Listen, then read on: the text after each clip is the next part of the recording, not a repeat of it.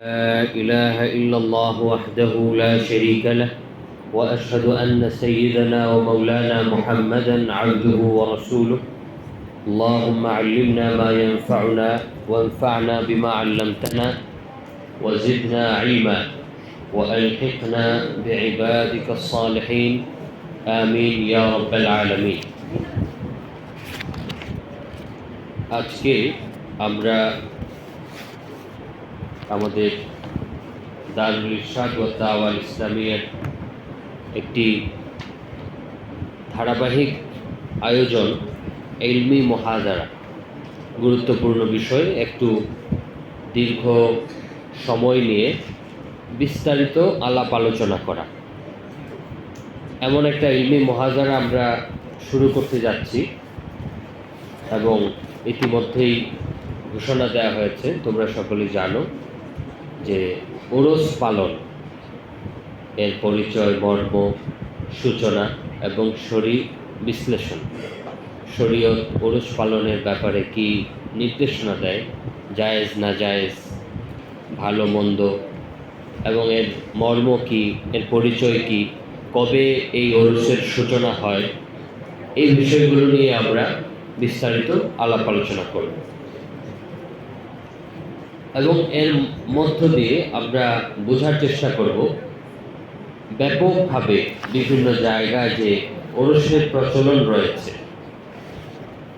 এর হাকিকত কি, স্বরূপ কি, ইসলাম এ ব্যাপারে কি বলে। আমরা অনেক রকমের ওরসের কথা জানতে পারি, তাই না? রাস্তাঘাটে হাঁটতে গেলে পোস্টার দেখা যায়, সড়কে, দেয়ালে বিভিন্ন রকম ওরসের আহ্বান দেওয়া যায়। এর মধ্যে শাহ সৈয়দ আহমদ কল্লা শরীফ বা আঞ্চলিক ভাষায় কেল্লা শরীফ যাকে বলে, মাইজ ভান্ডার ওরস শরীফ, শাহজালাল রহমতুল্লাহ আলীর ওরস, বিশ্ব জাকের মঞ্জিল ওরস, আটরশি একই জিনিস, শাহ আমানত ওরস, লালন শাহ ওরস কুষ্টিয়ায় খুবই প্রসিদ্ধ, বিখ্যাত অথবা কুখ্যাত, শাহ মখদুম এর ওরস, খান জাহান আলীর ওরস, বাগেরহাটের ৬০ গম্বুজের প্রসিদ্ধ খান জাহান আলী। হবিগঞ্জ অঞ্চলেও বিভিন্ন ওরসের অনুষ্ঠান আমরা শুনে থাকি বিভিন্ন সময়। ফতেহ গাজীর ওরস হয়, তাই না? শাহজিবাজার ফতেহ গাজী। মুরারবন দরবার শরীফের ওরস হয় এবং উচাই শঙ্কর পাশা শাহী মসজিদ ও মাজার, সেখানেও ওরস হয়। শাহ মজলিস আমিন, ওনার মাজারকে কেন্দ্র করে, শাহ মজলিস কাফিলের মাজারকে কেন্দ্র করেও ওরস হয়। লস্করপুর সৈয়দবাড়ি তরফ দরবার, এখানেও ওরস হয়। সুলতানশি হাবিল, সুলতানশি প্রসিদ্ধ হবিগঞ্জে। নানান জায়গায় এরকম ওরস হতে দেখা যায়। এটা বাংলাদেশে যেমন আছে, হবিগঞ্জে আছে, সিলেটে আছে, সুনামগঞ্জে আছে। ভারত উপমহাদেশের অন্যান্য জায়গা, ভারতে আছে, পাকিস্তানে আছে, বড় বড় ওরস হয়। খাজা মঈনুদ্দিন চিশতি রহমতুল্লাহ আলাইহির ওরস, নিজামুদ্দিন আউলিয়ার ওরস, এই ধরনের বিভিন্ন ওরস এর সাথে আমাদের একটা পরিচয়। অনেক ছোট থেকে আমরা এগুলো ওরস শরীফ, ওরস পালন, ওরস পালিত হবে, এই ধরনের একটা ব্যাপারের সাথে আমরা কি পরিচিত, তাই না? তো এই ওরস, এটার মানে কি, এর সূচনা কি? আমি যে সমাজে থাকি, আমি সেই সমাজে বেশিরভাগ বিষয়কে মূল থেকে, এলম কি, এলম হচ্ছে ইদরাকু মা হুয়া আলাইহি, অর্থাৎ কোনো একটা জিনিস আসলে কি সেটা জানা। তো ওরস একটা তো হচ্ছে যে ওরস বলতে আমি যা বুঝি, আর একটা হলো ওরসের একেবারে ভেতর থেকে বিষয়টাকে বোঝা, উপলব্ধি করা। তো সমাজে আমার আশপাশে যত শব্দ, ধর্মের নামে যত কাজকর্ম হয়, এর ব্যাপারে যত কথা বলা হয় ধর্মের নামে, ওরস সেটা কি ধর্মীয় না সামাজিক? ধর্মীয় ব্যাপার। ধর্ম মনে করে না মানুষ, ধর্মীয় কাজ, সবের কাজ মনে করে, তাই না? সবের কাজ করবে। তো ধর্মকে কেন্দ্র করে যত রকমের আয়োজন হয়, কথা বলা হয়, কাজ করা হয়, এই ব্যাপারে সঠিক বক্তব্যটা জানা আমার দায়িত্ব। কারণ আমি এই দায়িত্ব গ্রহণ করেছি, আলেম হতে চাচ্ছি, হতে যাচ্ছি, তাই না? তো এটা হচ্ছে ওরস সম্পর্কে একটা ছোটখাটো ভূমিকা। এর মধ্য দিয়ে আমরা বুঝতে পারলাম যে ওরস আসলে আমাদের ঘরেরই জিনিস। হ্যাঁ, মানে ঘর থেকে বের হইলেই আমি ওরসের মুখোমুখি হই। জাফর শাশুড়িদের মেলা, ওরস, এটা আমাদের একেবারে দোরগোড়ায় অবস্থিত। তো এই ধরনের নানান ওরস আশপাশে আরো আছে, ওরস হয়। তো আমরা এখানে মৌলিকভাবে কি কি জানব? ওরসের শাব্দিক ও পারিভাষিক ব্যাখ্যা, ওরসের সূচনা, কবে থেকে ওরস শুরু হয়, এবং প্রসিদ্ধ কয়েকটা ওরস সম্পর্কে ইতিমধ্যে আমরা জানলাম। ওরসের বিধান কি, বড় বড় পণ্ডিত আলেমদ্বীন তারা ওরসের ব্যাপারে কি মন্তব্য করেছে, এবং এর মধ্য দিয়ে ওরসটা বোঝার জন্য প্রসঙ্গক্রমে অবশ্যই আমাদের বেদাত সম্পর্কে মৌলিক একটা ধারণা লাগবে, এবং বেদাতটাকে মূলনীতি আকারে আমাদের বুঝতে হবে।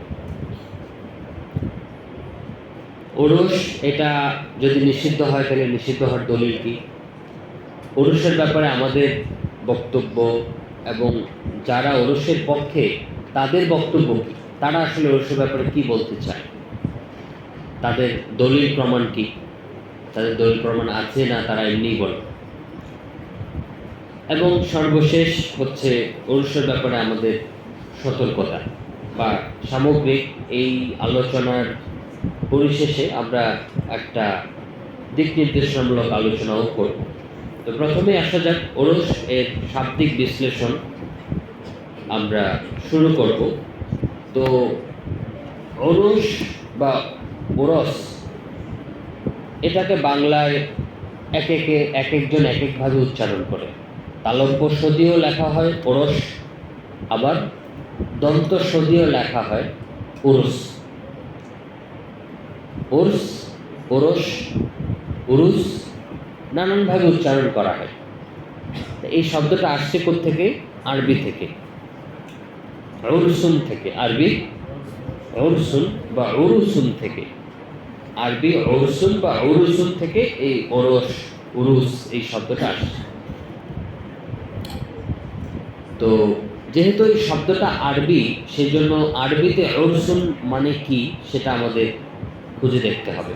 এখন আরবিতে উরসুন, উরুসুন, এটা এর অর্থ কি এটা জানার জন্য আমাদের কোথায় যেতে হবে?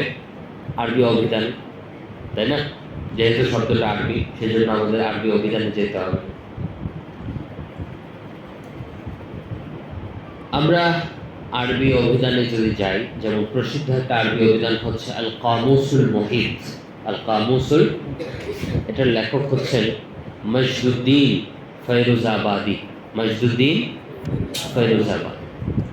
আরবি অভিধানের কথা আসলে বড় বড় উল্লেখযোগ্য কয়েকটা নাম আসবে। এর মধ্যে শুরুর দিকে থাকবে আল কামুসুল মুহিত, মজদুদ্দিন ফয়রুজাবাদী।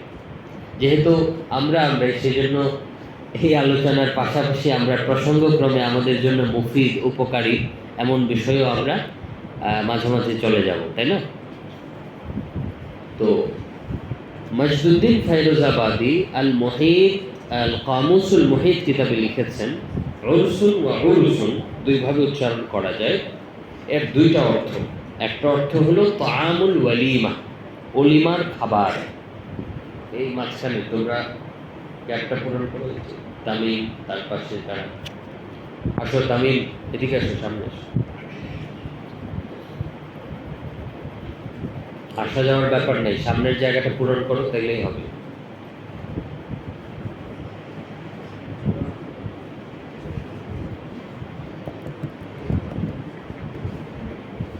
তাহলে উরস বা উরুসুন এর একটা অর্থ কি? তাআমুল ওয়ালিমা, ওলিমার খাবার।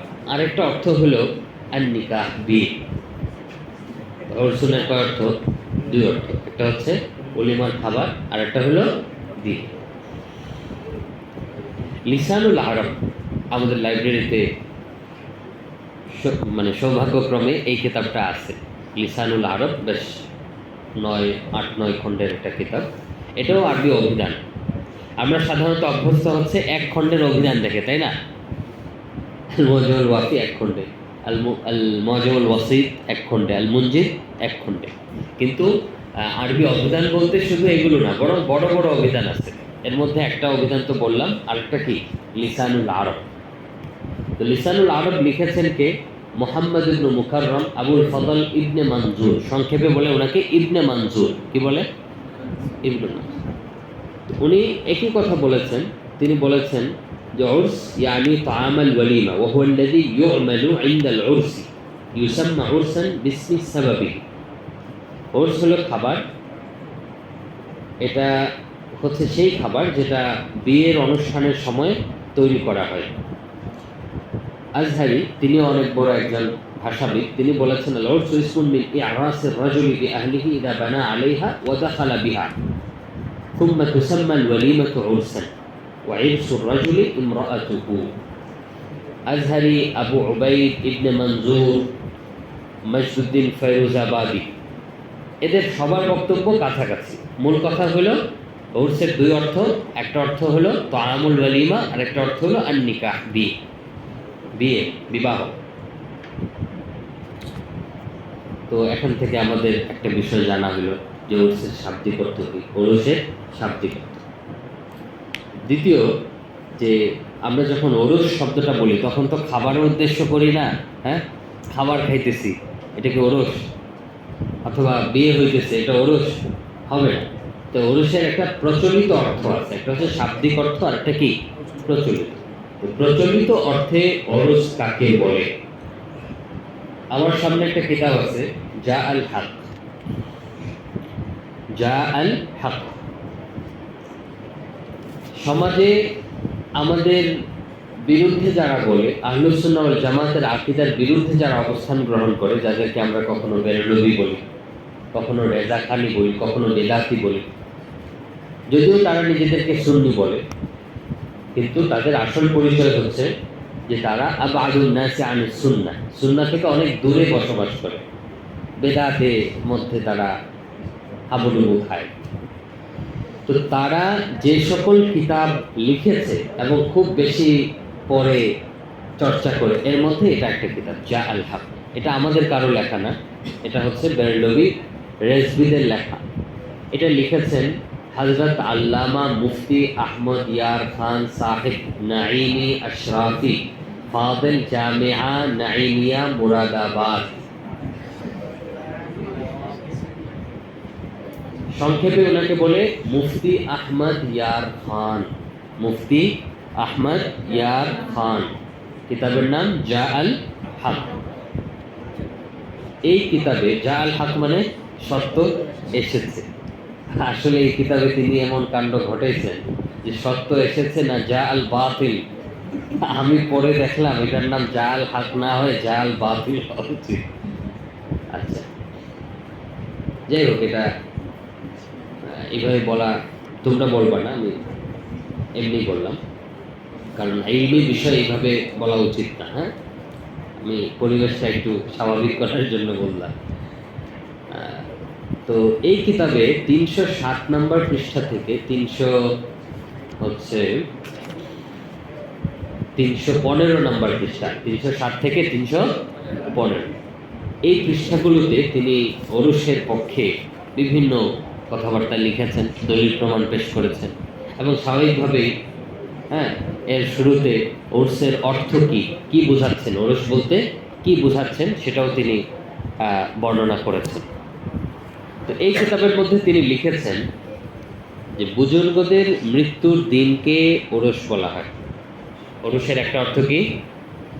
বুজুর্গদের মৃত্যুর দিনকে ওরস বলা হয়। কেন ওরস বলা হয়? এর দুইটা কারণ। একটা হলো বুজুর্গ যারা, তারা বুজুর্গ মানে ওলি আল্লাহ, মুত্তাকি, পরহেজগার, তো তারা যখন মারা যান তো কবরে ফেরেশতা তাদেরকে একটা কথা বলেন। কি বলেন? নাম কানাউমাতুল আরুস, এটা হাদিসে আসছে, ঘুমাও নববধূর বা নবদম্পতির ঘুমের মতো। মানে আরামে শান্তিতে তুমি ঘুমাও, এটা হাদিসে আসছে। এর আরেকটা কারণ তিনি বলেছেন যে কবরে যখন মুনকার নাকির আসে তখন ওই ব্যক্তি রসুল সাল্লাহ আলী ওসাল্লামকে দেখতে পায়, পর্দা উঠিয়ে দেওয়া হয়, ফলে ওই ব্যক্তি রসুল সাল্লাহ সাল্লামকে দেখতে পায়, এরকম তিনি দাবি করেছেন। হ্যাঁ, এরপরে তাহলে একটা অর্থ হলো ওরসের, একটা অর্থ হলো যে বুজুর্গের মৃত্যুর দিন, যেদিনে কোনো বুজুর্গ ব্যক্তি মারা গেছেন, ওইটাই ওরস। দ্বিতীয় অর্থ বলেছেন ওরসের হাকিকত হলো কোনো বুজুর্গের মৃত্যুর তারিখে, কোনো বুজুর্গের মৃত্যুর তারিখে মানে যেদিন মারা গেছেন ওই দিন কি একটাই হয় না বছরে, মানে প্রতি বছর একবার করে আসে? মনে করো আজকে কেউ মারা গেল, তাহলে পরের বছর আবার এই আজকের এই দিনটা আসবে না? আসবে, এভাবে প্রতি বছর।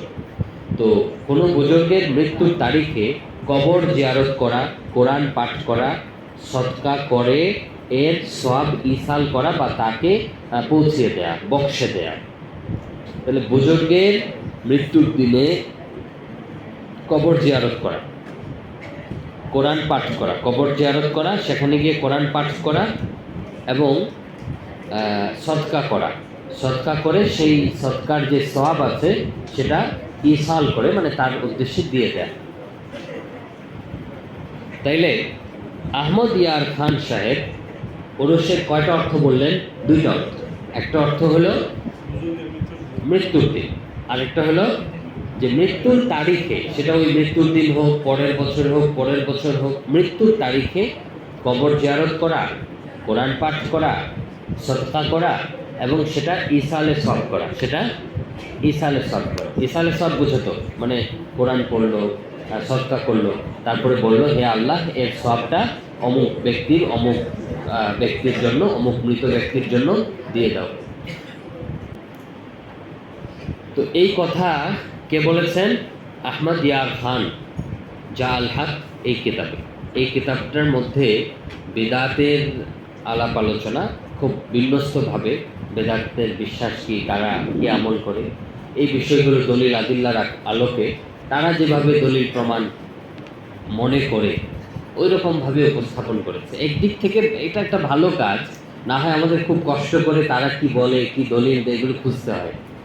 এই কিতাব পড়ে আমার বিশেষ ফায়দা এটা যে একসাথে তাদের যত বক্তব্য আছে, যত দলিল আছে, যত যুক্তি আছে, সব একসাথে সুন্দর করে এই আহমদ ইয়ার খান সাহেব উনি উল্লেখ করে দিচ্ছেন। ভালো হয়েছে, খুব সুন্দর। তো জা আল হকে এই কথা বলেছে। এখন এই কথাটাই জাওয়াহিরুল ফিকহ মুফতি শফি রহমতুল্লাহ আলাইহি, বর্তমানে পাকিস্তানের পুরো বিশ্বের প্রখ্যাত আলেম দ্বীন আল্লামা তকি উসমানী, নাম শুনছো? আল্লামা মুফতি তকি উসমানী, আরবে আজমে পুরো পৃথিবীতে যিনি সর্বজন স্বীকৃত, মানে সবাই ওনাকে বড় আলেম হিসেবে মানে। ওনার বাবাও এরকম ছিলেন, মুফতি আজম পাকিস্তানের প্রথম গ্র্যান্ড মুফতি আজম বলে, মানে প্রধান মুফতি। তো তিনি একটা কিতাব লিখেছেন যেটা সবার কাছে পরিচিত, মারিফুল কোরআন, নাম শুনছো না? আমাদের মাদ্রাসায় একটা ওনার কিতাব পড়ানো হয়, সিরাতে খাতামুল আম্বিয়া, অনেকেই পড়েছে, অনেকে পড়বে। তো ওনার একটা কিতাব হচ্ছে জাওয়াহিরুল ফিকহ, এটা 8 খণ্ডে। তো 8 খণ্ডের কিতাব, এর মধ্যে তিনি ফিকহ এবং দ্বীনি শরঈ বিভিন্ন বিষয় নিয়ে আলোচনা করেছেন। এর প্রথম খণ্ড, 8 খণ্ডের প্রথম খণ্ডে 499 পৃষ্ঠায় এই ব্যাপারে মোটামুটি সংক্ষিপ্ত একটা আলোচনা, 18 পৃষ্ঠার একটা আলোচনা করেছেন। এর নাম তিনি দিয়েছেন বিদাউন নাসি আন মুহদাসাতিল আহরাসি। উরসের জমা হলো আহরাস, তো বিদাউন নাসি আন মুহদাসাতিল আহরাস। জাওয়াহিরুল ফিকহ 1 নম্বর খণ্ড 499 নম্বর পৃষ্ঠা, এখান থেকে 518 পৃষ্ঠা পর্যন্ত তিনি এই বিষয়ে আলোচনা করেছেন। তো এই কিতাবে তিনি উরস সম্পর্কে বলেছেন যে আজকাল আমাদের অঞ্চলে, তিনি উর্দুতে বলেছেন, আমি সংক্ষেপে বাংলায় নিয়ে আসলাম। আজকাল আমাদের অঞ্চলে ওরস বলা হয় কোনো বুজুর্গের কবরে প্রতি বছর, কোনো বুজুর্গের কবরে প্রতি বছর তার মৃত্যুর তারিখে একত্রিত হওয়া। তাইলে কোনো বুজুর্গের কবরে প্রতি বছর তার মৃত্যুর তারিখে একত্রিত হওয়া, এই চারটা কথা। সেখানে মেলার আয়োজন করা, মানুষ শুধু একত্রিত হয়ে কোরআন পড়ে, হ্যাঁ, সৎকার করে তারপর চলে আসে, এইরকম ওরস কি কখনো কেউ শুনছো, জানছো? এমন ওরসের কথা কারো জানা আছে? জানা নেই। তো এখানে আবশ্যিকভাবে যে ঘটনাটা ঘটে, যে কবরে প্রতি বছর মৃত্যুর তারিখে একত্রিত হয়, এটা হলো মূল উপলক্ষ। কিন্তু এই বিষয়কে কেন্দ্র করে আরো অনেক বিষয় যুক্ত হয়। কি বিষয় যুক্ত হয়? বড় একটা মেলা হয়, সেখানে নারী, পুরুষ, শিশু সবাই আসে, রং বেরঙের কাপড় পরে, মানুষ কেনাকাটা করে। তারপর হচ্ছে মাজারে মানুষ যায়, সেখানে শিবলি তৈরি হয়, গরু জবাই হয়, মান্যত করে মানুষজন, হ্যাঁ। তারপর সেটা তবারক, হ্যাঁ, খিচুড়ি রান্না করা হয়, সেটা সবাই খায়। তারপরে গান বাদ্য হয়, কিছু, হ্যাঁ, গাঁজা খায়, তো কিছু মানুষ জিকির করে, ঢোল পিটায়, কেউ কেউ তো কবর তোয়াফ করে, হ্যাঁ। তারপর ওখানে যারা খাদেম আছে তাদেরকে টাকা পয়সা দেয়, তাই না? তারপরে ওখানে প্রাচীন বটগাছ থাকে, হ্যাঁ, কোনো না কোনোভাবে এরকম নানান রকমের আয়োজন থাকে। তাইলে ওরস এর একটা মূল অর্থ। আবার এই ওরসের সাথে বিভিন্ন অঞ্চলের, মানে বিভিন্নতার কারণে নানান রকম জিনিস এর সাথে যুক্ত হচ্ছে, কিছু যুক্ত, কখনো, হ্যাঁ, কমে, কখনো বাড়ে, নানান আইটেম যুক্ত হচ্ছে, বাদ যাচ্ছে, যুক্ত হচ্ছে, বাড়ছে, এরকম। বাকি একটা সামগ্রিক চিত্র আমাদের সকলের সামনে আছে। তো দেখা গেল আহমদ ইয়ার খান সাহেব যে সংজ্ঞা বললেন ওরসের, মুফতি শফি রহমতুল্লাহ আলাইহিও একই কথা বললেন যে ওরস মানে কি বোঝায়।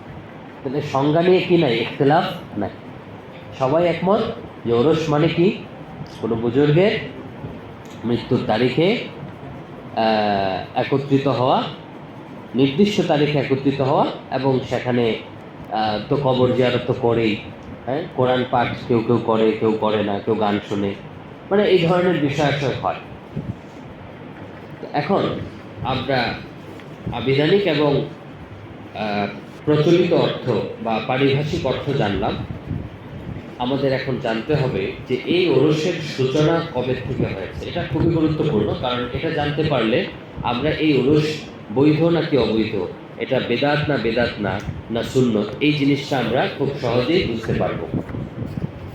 তো মুফতি শফি রহমতুল্লাহ আলাইহি তিনি এই জাওয়াহিরুল ফিকহে তুলে ধরেছেন যে এই ওরসের সূচনা কবে হয়, এই ওরসের সূচনা কবে হয়। আমি যখন ভারতে পড়তে গেলাম, সেখানে একটা অঞ্চল হচ্ছে গাঙ্গো, তোমরা অনেকেই নাম শুনে থাকবে, গাঙ্গো নাম শুনেছ? রশিদ আহমদ গাঙ্গোহী রহমতুল্লাহের জন্মস্থান, সেখানে তিনি বসবাস করেছেন, গাঙ্গো। তো গাঙ্গোহে রশিদ আহমদ গাঙ্গোহী ছাড়াও আরও অনেক বিখ্যাত মানুষ বসবাস করেছেন। এর মধ্যে একজন মানুষ হলেন আব্দুল কুদ্দুস গাঙ্গুহি। কি নাম? আব্দুল কুদ্দুস গাঙ্গুহি। অনেক বড় বুজুর্গ আলেম, অনেক বড় আল্লাহওয়ালা মানুষ। ওনার মাজার বা ওনার যে কবর, এটা এখনো আছে, এবং গাঙ্গুহি রহমতুল্লাহ আলাইহির সময়ও ছিল, মানে উনি অনেক আগের মানুষ। তার জন্ম হচ্ছে, একজন মানুষ সম্পর্কে জানার জন্য আমাদের তার জন্ম তারিখ জানতে হয়, মৃত্যু তারিখ জানতে হয়। তাহলে আমরা বুঝতে পারবো যে তিনি অনেক আগের, না নিকট অতীতের, না হচ্ছে যে অনেক মাঝামাঝি সময়। তো 852 হিজড়িতে তার জন্ম, 852 হিজড়ি। এরা কত হিজড়ি চলে? 1447 শেষ, 48 শুরু হয়ে গেছে, 1448। তো তার জন্ম হইল 852 হিজড়িতে এবং মৃত্যুবরণ করেন 945 হিজড়িতে। অনেক আগের, তাই না? প্রায় 500 550 বছর আগের মানুষ ছিল আব্দুল কুদ্দুস গাঙ্গুহি। তো মুফতি শফি রহমতুল্লাহ আলাইহি লিখেছেন যে প্রসিদ্ধ আছে হযরত আব্দুল কুদ্দুস গাঙ্গুহি রহমতুল্লাহ আলাইহি প্রতি বছর একটি অনির্দিষ্ট তারিখে, খেয়াল করে, প্রতি বছর একটি অনির্দিষ্ট তারিখে কালিয়ারের পীর হযরত মাখদুম রহমতুল্লাহ আলাইহির কবর জিয়ারতের উদ্দেশ্যে উপস্থিত হতেন। সূচনা, যে ওরসের সূচনাটা কিভাবে হয়। আব্দুল কুদ্দুস গাঙ্গুহি অনেক বড় বুজুর্গ, তিনি আরেক বুজুর্গের কবর জিয়ারত করতে যেতেন। ওই বুজুর্গের নাম কালিয়ারের পীর হযরত মাখদুম। এই বিষয়টি জানতে পেরে তার মুরিদগণ, মানে আব্দুল কুদ্দুস গাঙ্গুহির মুরিদগণ তার সঙ্গে যাওয়া শুরু করলেন। তখন কেউ কেউ ভেবে দেখলেন এই প্রক্রিয়ায় তার সাথে যারা যেতে চান তাদের কষ্ট পোহাতে হয়। মানে হযরত গাঙ্গুহি, মানে আব্দুল কুদ্দুস গাঙ্গুহি কবে যাবেন এটা ঠিক ঠিকানা নাই, বুঝে আসছে না কথা। অনেকে যাইতে চায়, তো কবে যাবেন এটা জানে না। ওই সময় তার যোগাযোগ ব্যবস্থা ওইরকম ছিল না, তাই না? তো এর সমাধানের জন্য তারা একটি দিন নির্ধারণ করে দিলেন, যে সুবিধার জন্য আমরা কি করি, একটা দিন নির্ধারণ করি। আমরা দিন নির্ধারণ করি না, জাফলংয়ে শিক্ষা সফরে যাব, তো দিন নির্ধারণ করি নাকি যখন যার ইচ্ছা, হ্যাঁ, দিন নির্ধারণ করি, সময় নির্ধারণ করি, মিনিট সেকেন্ড সব কিছু নির্ধারণ করে তারপরে প্রোগ্রাম শুরু করি, ঠিক কিনা? তো ওই রকম একটা দিন তারা নির্ধারণ করলেন। মুফতি শফি রহমতুল্লাহ বলছেন এতটুকু পর্যন্ত অন্যায় কাজ ছিল না। মানে এরকম কোথাও যাবে, জাফলং যাবে, ঢাকা যাবে, দিন নির্ধারণ করা কি না সমস্যা না। কিন্তু তারপর মূর্খ ও বেদাতি লোকজন এতে নানা ধরনের শত শত হারাম, কুফুরি, শিরকি কাজ যোগ করেছে এবং ধীরে ধীরে এই রসম ও প্রথাটি সর্বত্র ছড়িয়ে পড়ে। তাহলে এই ওরসের সূচনা হচ্ছে একটা ভালো, একটা সুন্দর, একটা শরীয়ত স্বীকৃত জিনিস থেকে। কবর জিয়ারত, কবর জিয়ারত ইসলামে স্বীকৃত একটা জিনিস, ভালো জিনিস। আলা ইন্নী নাহাইতুকুম আন জিয়ারাতিল কুবুরি ফাজুরুহা ফাইন্নাহা তুযাক্কিরুকুমুল আখিরাহ। শোনো, আগে এক সময় আমি তোমাদেরকে কবর জিয়ারত করতে নিষেধ করেছিলাম, এখন তোমরা কবর জিয়ারত করো, কারণ কবর জিয়ারত করলে আখিরাতের কথা মনে পড়বে। তো কবর জিয়ারতের দুইটা ফায়দা। একটা হলো তুমি কবরের পাশে গেলে, কবরস্থানে গেলে পরকালের কথা মনে পড়বে, এই দুনিয়া এক সময় ছেড়ে চলে যেতে হবে, এগুলো মনে পড়বে, এটা একটা ফায়দা, নিজের ফায়দা। আর একটা হলো যাকে তুমি জিয়ারত করতে গেলে, যার কবর, তার ফায়দা। কি ফায়দা? তুমি ওখানে দাঁড়ায় কিছু সময় কোরআন তেলাওয়াত করলে, কিছু দরুদ পড়লে, তারপরে দোয়া করলে, এগুলোর সওয়াব আল্লাহ তাআলা তার কাছে পৌঁছায় দিলেন। না, ইসালে সব করলে, অর্থাৎ ইসালে সব মানে কি, তুমি এই নিয়ত করলে যে আমি সূরা ফাতিহা পড়লাম, হে আল্লাহ, এর যে সব এটা আপনি অমুক ব্যক্তিকে দিয়ে দিন। এতে করে তোমার সব কি চলে যাবে? না, তোমার সব চলে যাবে, তুমিও সব পাবা, সেও সব পাবে। এই হলো ইসালে সব। তো কবর জিয়ারতের ফায়দা কয়টা? দুইটা। এখন কবর জিয়ারত করতে যাওয়ার জন্য, দূরে কোথাও যাওয়ার জন্য, এটা আমরা সামনে আলোচনা করব যে এইভাবে দূরে কবর জিয়ারত করতে যাওয়া যায় কিনা, নাকি শুধুমাত্র আশপাশের কবর জিয়ারত করার বৈধতা আছে। তো যাই হোক, আব্দুল কুদ্দুস গাঙ্গুহি রহমতুল্লাহ আলাইহি অনির্দিষ্ট একটা তারিখে কি করা শুরু করলেন? কবর জিয়ারত করার জন্য যাওয়া শুরু করলেন। তো ওনার ভক্ত মুরিদানও ওনার সাথে, বড় মানুষের সাথে সবাই যাইতে চায়, অনেক ফায়দা, অনেক উপকার, অনেক জ্ঞান শেখা যায়, অনেক অভিজ্ঞতা অর্জন হয়, রোহানি অনেক ফায়দা পাওয়া যায়। তো মুরিদান যারা, তারা যাইতে চাইল, ভালো জিনিস। কিন্তু ওই দিন নির্ধারণ হইল, এটাও খারাপ ছিল না। কিন্তু এই যে পরবর্তীতে যে ধারাবাহিকতা শুরু হইল, সেটা হচ্ছে সমস্যা। তো আমরা দেখলাম যে ওরসের একটা শাব্দিক অর্থ তাআমুল ওয়ালিমা, ওলিমার খাবার, আর একটা হলো আর নিকাহ, বিবাহ। সেখান থেকে আস্তে আস্তে এটা কোথায় চলে আসলো? বুজুর্গ ব্যক্তির কবর জিয়ারত নির্দিষ্ট দিনে এবং একে কেন্দ্র করে বিভিন্ন রকমের আয়োজন, এটাকে এখন ওরস বলা শুরু হলো। এবং এর সূচনা রাসূল সাল্লাল্লাহু আলাইহি ওয়াসাল্লামের যুগে ছিল, সাহাবীদের যুগে ছিল, তাবেঈদের যুগে, ইমাম আবু হানিফা, মালিক, শাফি, আহমদ ইবনে হাম্বল, ইমাম গাজালির যুগে ছিল না। কবে থেকে শুরু হয়েছে? হযরত আব্দুল কুদ্দুস গাঙ্গুহির অনেক পরে, কারণ আব্দুল কুদ্দুস গাঙ্গুহির সময় তো ওই প্রচলিত ওরস ছিল না। ওই সময় কবর জিয়ারতের জন্য শুধু একটা দিন নির্ধারণ হয়েছে, বাকি ওইটাকে কেন্দ্র করে আস্তে আস্তে যেখানেই বুজুর্গদের মাজার আছে, কবর আছে, সেখানেই এই ওরস হওয়া শুরু হয়েছে। তাইলে বোঝা যাচ্ছে আব্দুল কুদ্দুস গাঙ্গুহির অনেক পরে এটা আস্তে আস্তে শুরু হয়েছে। তাহলে এটা হচ্ছে ওরসের সূচনা। তো এখন বলো দেখি, আরবি শব্দ, এটা আরবি শব্দ, এটাকে আমরা নিজেরা বানাইতে পারি? বানাইতে পারি না, বরং আরবরা বললে সেটা আমরা কি করতে পারি? গ্রহণ করতে পারি। হ্যাঁ, আরবরা যদি বলে তাহলে আমরা আরবি শব্দ পাই, আরবরা না বললে আরবি শব্দ পাই না। এখন তুমি যদি আরবি অভিধান খুঁজো যে উরসুন অর্থ কি, তাহলে কি পাইবা?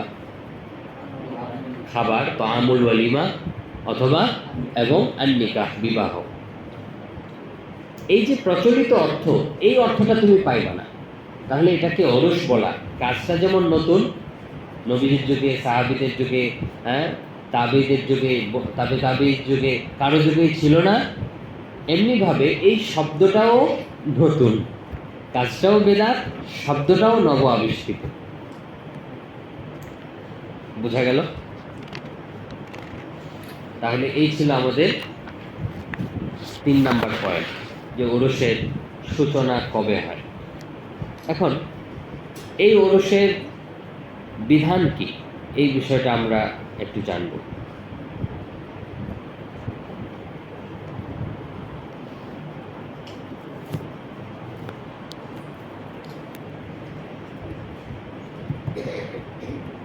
ওরসের বিধান সম্পর্কে অনেকে আলোচনা করেছেন।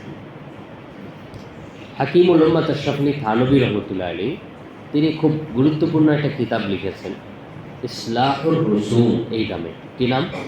ইসলাহুর রুসুম। ইসলাহ মানে সংশোধন, আর রসুম মানে বিভিন্ন আয়োজন, অনুষ্ঠান, বিভিন্ন আচার সংস্কৃতি, হ্যাঁ, চল প্রচলন। তো ইসলাহুর রুসুম এই কিতাবে তিনি ওরস সম্পর্কে বিস্তারিত আলোচনা করেছেন। এই কিতাবটা ইসলাহি নিসাব নামে ওনার একটা সংকলন আছে, ওই কিতাবেও আছে ইসলাহুর রুসুম। তো তিনি সেখানে লিখেছেন যে ওরসের 3টি সূরত হতে পারে। ওরসের কয়টা সূরত বা অবস্থা হতে পারে? 3টা। একটা প্রথম সূরত হলো এমন ওরস যেখানে বাজারি নারীদের নাচ গান হয়, মানে যারা মানে বেপর্দা নারী, হ্যাঁ, বেগানা নারী, বেপর্দা নারী, তাদের নাচ গান হয়। তো নাচ গানে যাওয়া, এটা কি জায়েজ হবে? পরিষ্কার বোঝাই যাচ্ছে, তোমরাও বুঝতে পারছো যে এমন ওরস যেখানে নারীদের, বেগানা নারীদের নাচ হয়, গান হয়, হ্যাঁ, অশ্লীলতা হয়। তো এই ধরনের ওরসে অংশগ্রহণ করা অন্যায় এবং পাপ, এটা সবাই বুঝে, সবার কাছে এটা স্পষ্ট। 1 নম্বর সূরত।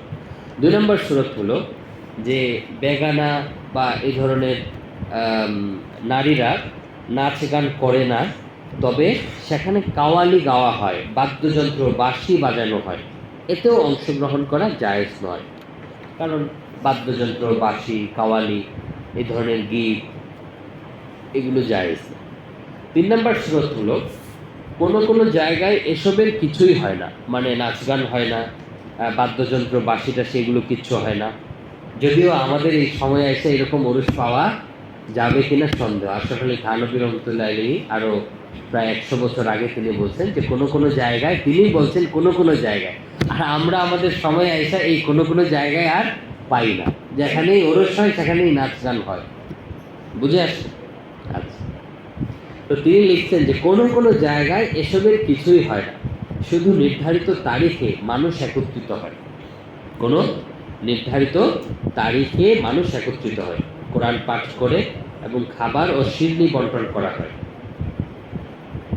আশরাফ আলী থানভী রহমতুল্লাহ লিখতেছেন যে ওরসের কয় সূরত হইল, কয়টা প্রকার হইল বা কয়টা ধরন হইল? 3টা। নারীদের নাচ গান হয় 1 নম্বর। 2 নম্বর হইল গান বাদ্য হয়, বাঁশি বাজানো হয়। 3 নম্বর হইল এর কোনো কিছুই হয় না, শুধু নির্ধারিত তারিখে মানুষ একত্রিত হয়, কোরআন পাঠ করে খাবার দাবার তৈরি করা হয়, শিরনি বন্টন করা হয়। তো আশরাফ আলী থানভী রহমতুল্লাহ বলছেন ওই সময়ে মানে অনেক আগে এই ধরনের ওরসকে বৈধ মনে করা হতো। এই বিষয়টা মাথায় রাখতে হবে। ওই সময়ে এই ধরনের ওরসকে বৈধ মনে করা হতো। ওই সময়ে কোন সময়? আশরাফ আলী থানভী যাদেরকে ওনার মুরব্বী মনে করতেছেন বা আশরাফ আলী থানভী যাদেরকে পান নাই, হ্যাঁ, মানে প্রাচীন যুগের কথা বলতেছেন, আর ওনার সময় থেকে আরো 200-300 বছর আগে, ওই সময়ে এই ধরনের ওরসকে বৈধ মনে করা হতো। কিন্তু আশরাফ আলী থানভী বলতেছেন ইসলাহুর রসুমের 120 থেকে 122 নম্বর পৃষ্ঠায় আলোচনা আছে। তিনি বলছেন, সংক্ষেপে আমরা বলছি, কিন্তু এখানেই অন্যান্য বেদাতের মতো ইসরার, তাইয়িন, ইলতিজাম, মালা ইয়ালজাম ইত্যাদি নিশ্চিতভাবে বিদ্যমান থাকে। এসব ও অন্যান্য কারণে এই প্রকারের ওরসও নাজায়েজ হয়ে যাবে। আশরাফ আলী থানভী বলতেছেন তৃতীয় প্রকার ওরসকে একসময় বৈধ মনে করা হতো। তিনি বলছেন না যে আমি বৈধ মনে করি, তিনি বলছেন বৈধ মনে করা হতো, কেউ কেউ বৈধ মনে করতেন। কিন্তু বর্তমানে অন্যান্য বেদাতের মতো এই ওরসের মধ্যে তাইয়িন পাওয়া যায়, নির্দিষ্ট করা পাওয়া যায়, ইসরার পাওয়া যায়, ইলতিজাম মালা ইলজাম পাওয়া যায়। এসব এবং অন্যান্য কারণে এই প্রকারের ওরসও নাজায়েজ হয়ে যাবে। তাহলে আশরাফ আলী থানভী রহমতুল্লাহ আলাইহি ইসলাহুর রুসুমের 120 থেকে 122 নম্বর পৃষ্ঠায় যে কথা বললেন তার খোলাসা কথা হলো, বর্তমানে প্রচলিত যত প্রকারের ওরস আছে সবগুলো বিদআত এবং নাজায়েজ। বোঝা গেল?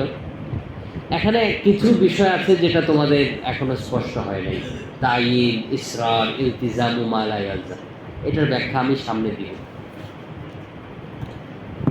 তাহলে আশরাফ আলী থানভীর বক্তব্য গেল। আশরাফ আলী থানভীর উস্তাজ এবং উস্তাজের পর্যায়ে ইমামে রব্বানি রশিদ আহমদ গাঙ্গুহি রহমতুল্লাহ আলী, রশিদ আহমদ গাঙ্গুহি রহমতুল্লাহ, যিনি কে ছিলেন? কাসেম নানুতুল্লাহ রহমতুল্লাহ আলাইহির সহপাঠী ছিলেন, বন্ধু ছিলেন। তো এবং দারুল উলুম দেওবন্দের তিনি মুরব্বী ছিলেন, সেরপরস্ত। তো গাঙ্গুহি রহমতুল্লাহ আলাইহির একটা প্রসিদ্ধ কিতাব হলো ফাতাওয়া রশিদিয়া। ফাতাওয়া রশিদিয়া এই কিতাবের 128 নম্বর পৃষ্ঠায় 128 নম্বর পৃষ্ঠায় ওরসের বিধান সম্পর্কে তিনি অনেকগুলো আলোচনা করেছেন। এক জায়গায় তিনি বলেছেন, তাকে বলা হয়েছে, জিজ্ঞেস করা হয়েছে, এমন ওরস যেখানে শুধু কোরআন শরীফ পাঠ করা হয় এবং শিরনি বন্টন করা হয়, এর বিধান কি? যেখানে এমন ওরস যেখানে শুধু কোরআন শরীফ পাঠ করা হয় এবং শিরনি বন্টন করা হয়, এর বিধান কি? গাঙ্গুহি রহমতুল্লাহ আলাইহি উত্তরে বলেন, লিখেন, কোনো প্রকারের ওরস ও মিলাদ বা মৌলুদে অংশগ্রহণ করা সঠিক নয়। একইভাবে কোনো ধরনের ওরস ও মিলাদের আয়োজন করাও বৈধ নয়। তাহলে কোনো ধরনের ওরসের আয়োজন করা কি নয়? বৈধ নয়। কে বলছেন? রশিদ আহমদ গাঙ্গুহি রহমতুল্লাহ আলাইহি। কেন বলছেন? দলিল কি? দলিল সামনে আসতেছে, আগে এই কথাগুলো আমাদের মাথায় রাখতে হবে যে ওরসের বিপক্ষে, ওরস বৈধ নয়, এই কথাগুলো কে কে বলেছেন, কোথায় বলেছেন, রেফারেন্স লাগবে, মুখস্থ বললে হবে না। আমরা এই আলোচনার মধ্য দিয়ে এই সংস্কৃতিটা, এই অভ্যাসটা চালু করতে চাই। যা বলবো সঠিক বলবো, যা বলবো রেফারেন্স ভিত্তিক বলবো, দলিল ভিত্তিক বলবো। তো গাঙ্গুহি রহমতুল্লাহ আলাইহি তার আরেকটা ফতোয়ায় বলেন, ওরসের ইলতিজাম করা হোক বা না হোক, উভয় অবস্থাতে এটা বেদাত ও অবৈধ কাজ। মানে তিনি বলতে চাচ্ছেন যে প্রতি বছরই ওরস করতে হবে, এটা জরুরি না,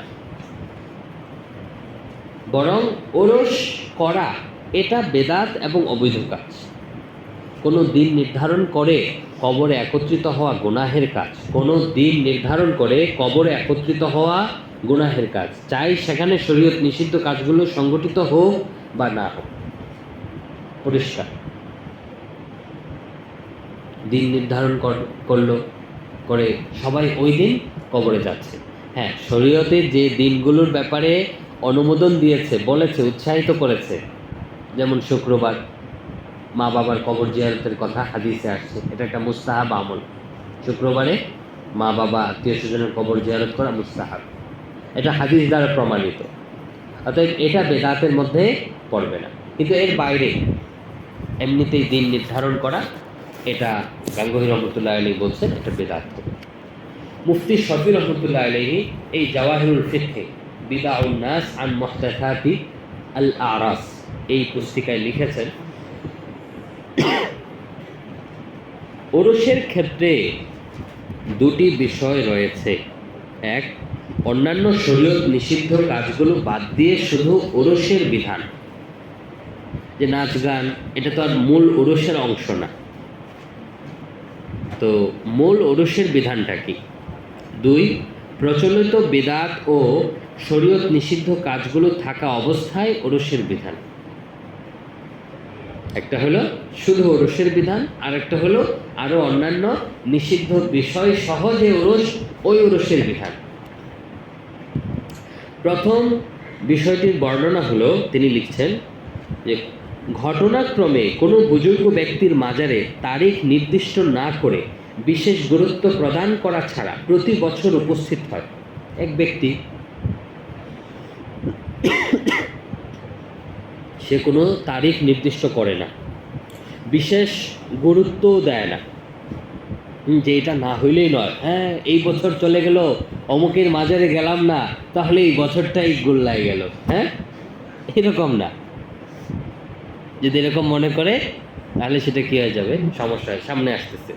যে দিন তারিখ নির্দিষ্ট করে না, বিশেষ গুরুত্ব প্রদান করে না, এমনিতেই সে প্রতি বছর কখনো মহরম মাসে যায়, কখনো রবিউল আউয়াল মাসে যায়, সুযোগ পাইলে যায়, যদি কোনো বছর না যেতে পারে তাহলে না যায়, এটা নিয়ে মন খারাপ অথবা হাই হতাশ, হ্যাঁ অথবা গেল এরকম কিছু করে না।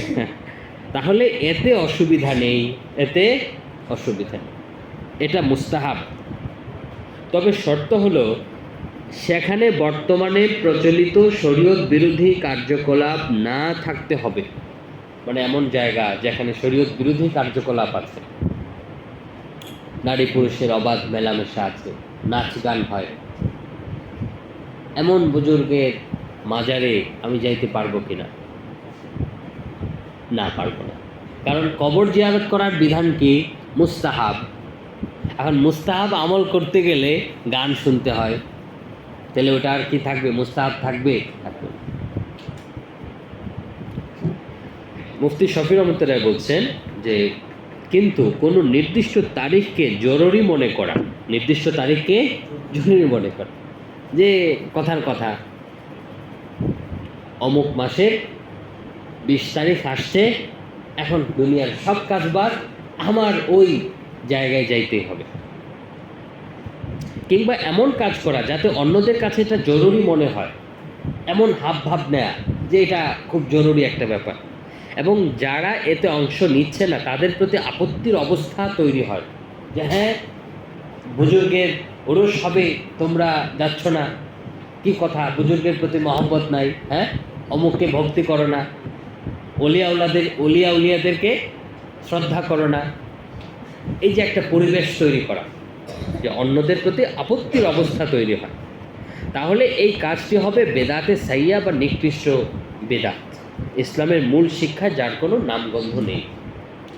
তাহলে মূল ওরসের বিধান দুই রকম হয়ে গেল। একটা হলো যে দিন তারিখ নির্দিষ্ট করা ছাড়া, বিশেষ গুরুত্ব দেয়া ছাড়া প্রতি বছর সুযোগ হইলে সে যায়।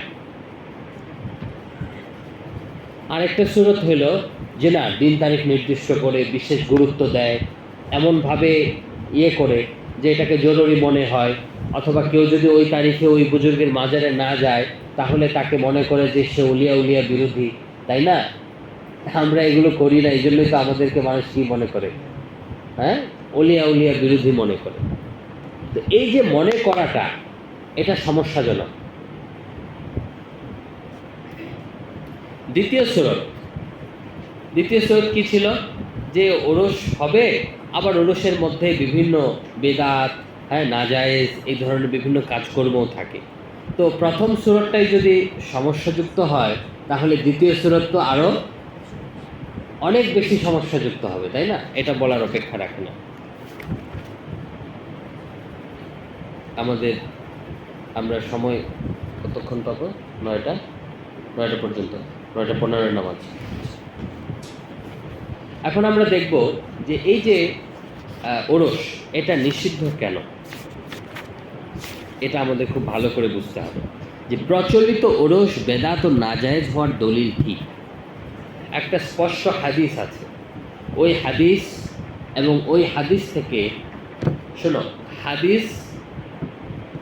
হাদিস দিয়ে দলিল দিতে গেলে আমাদেরকে স্পষ্টভাবে বুঝতে হবে যে এই যে হাদিস দিয়ে দলিল দেয়া হচ্ছে, এটার থেকে যারা হাদিসের ব্যাখ্যাকার আছেন, বড় বড় ইমাম আছেন, তারা এই বিষয়টা বুঝেছেন কিনা।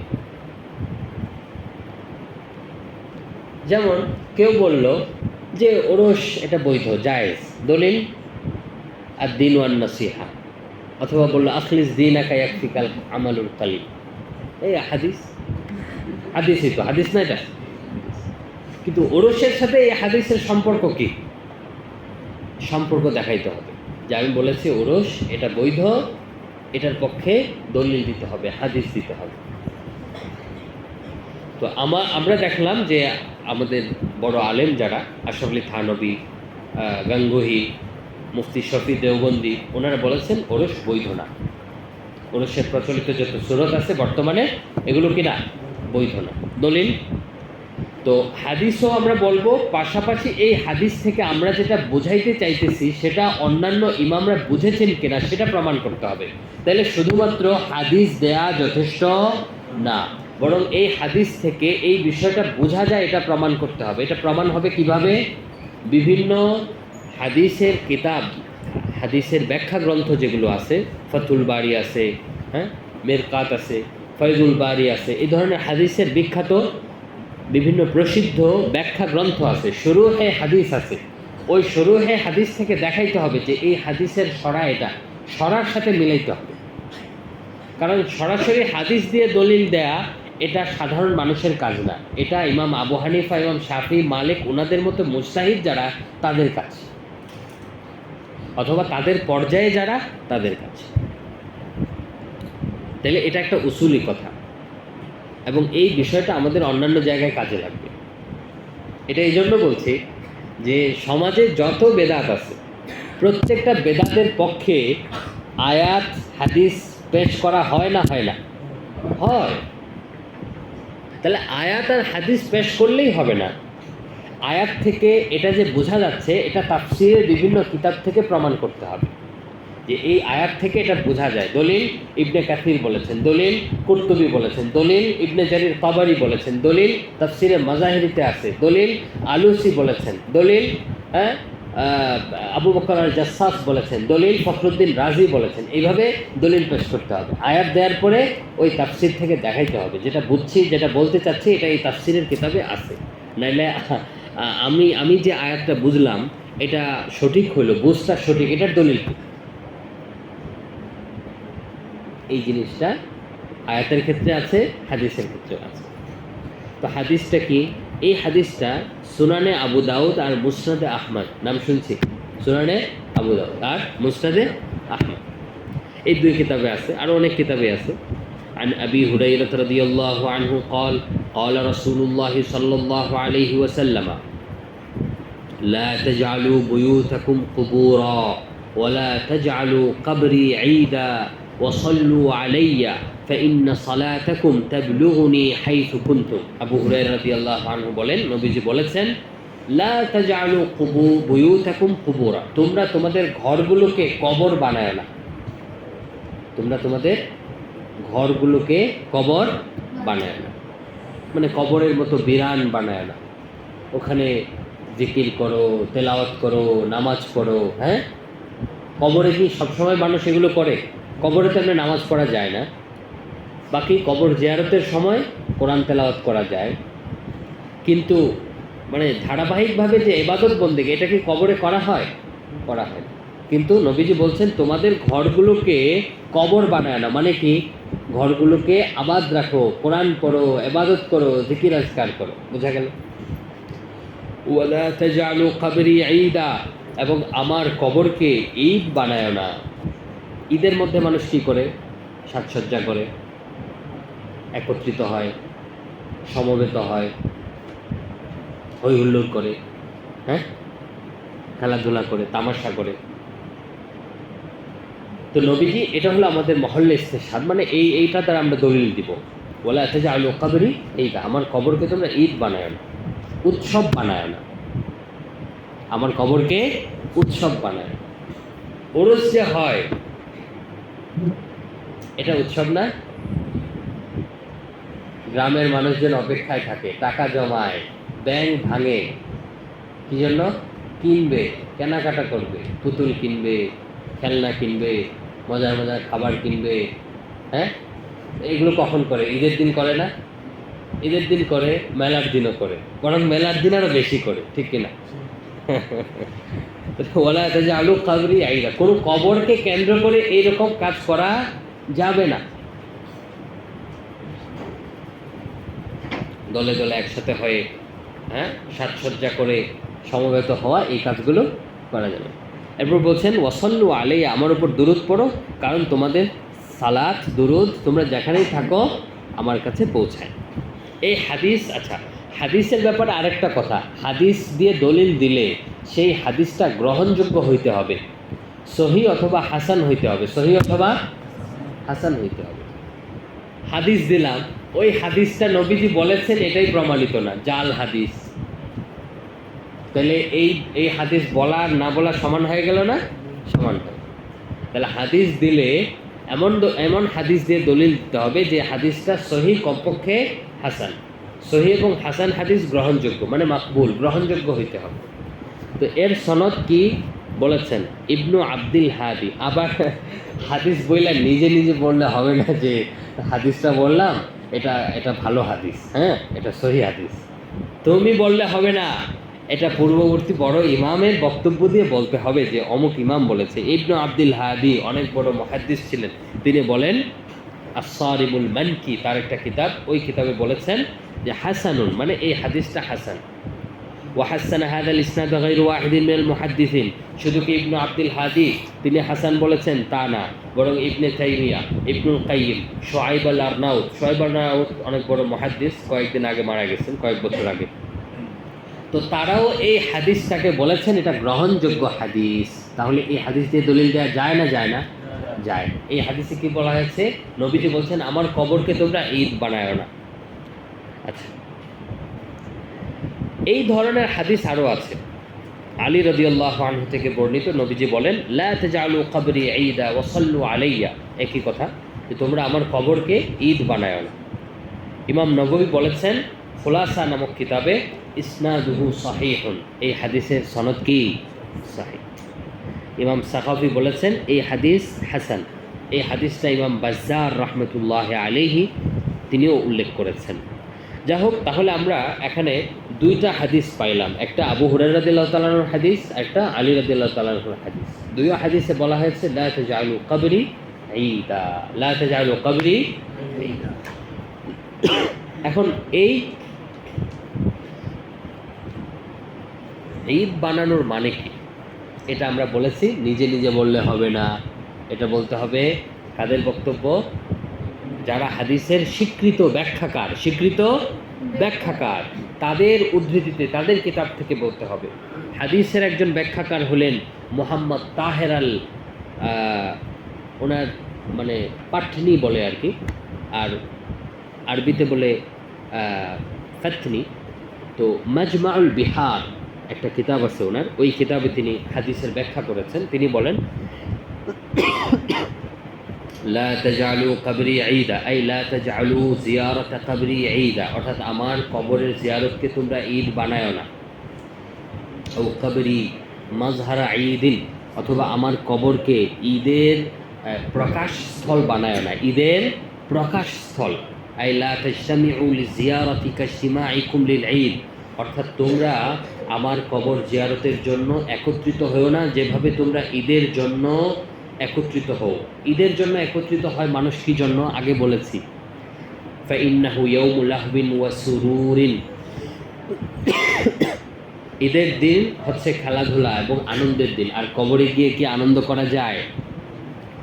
ওয়াহালু জিয়ারতি বিখিলাফিহি, জিয়ারত কবর জিয়ারতের অবস্থা এর বিপরীত, আনন্দের বিপরীত।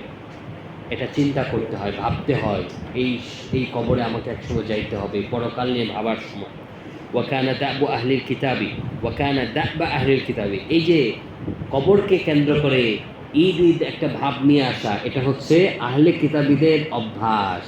আর নবীজি হাদিসে কি বলেন? মান তাশাব্বাহা বিকওমিন ফাহুয়া মিনহুম, যে যে দলের সাথে সাদৃশ্য গ্রহণ করবে সে তাদের দলভুক্ত বলে গণ্য হবে।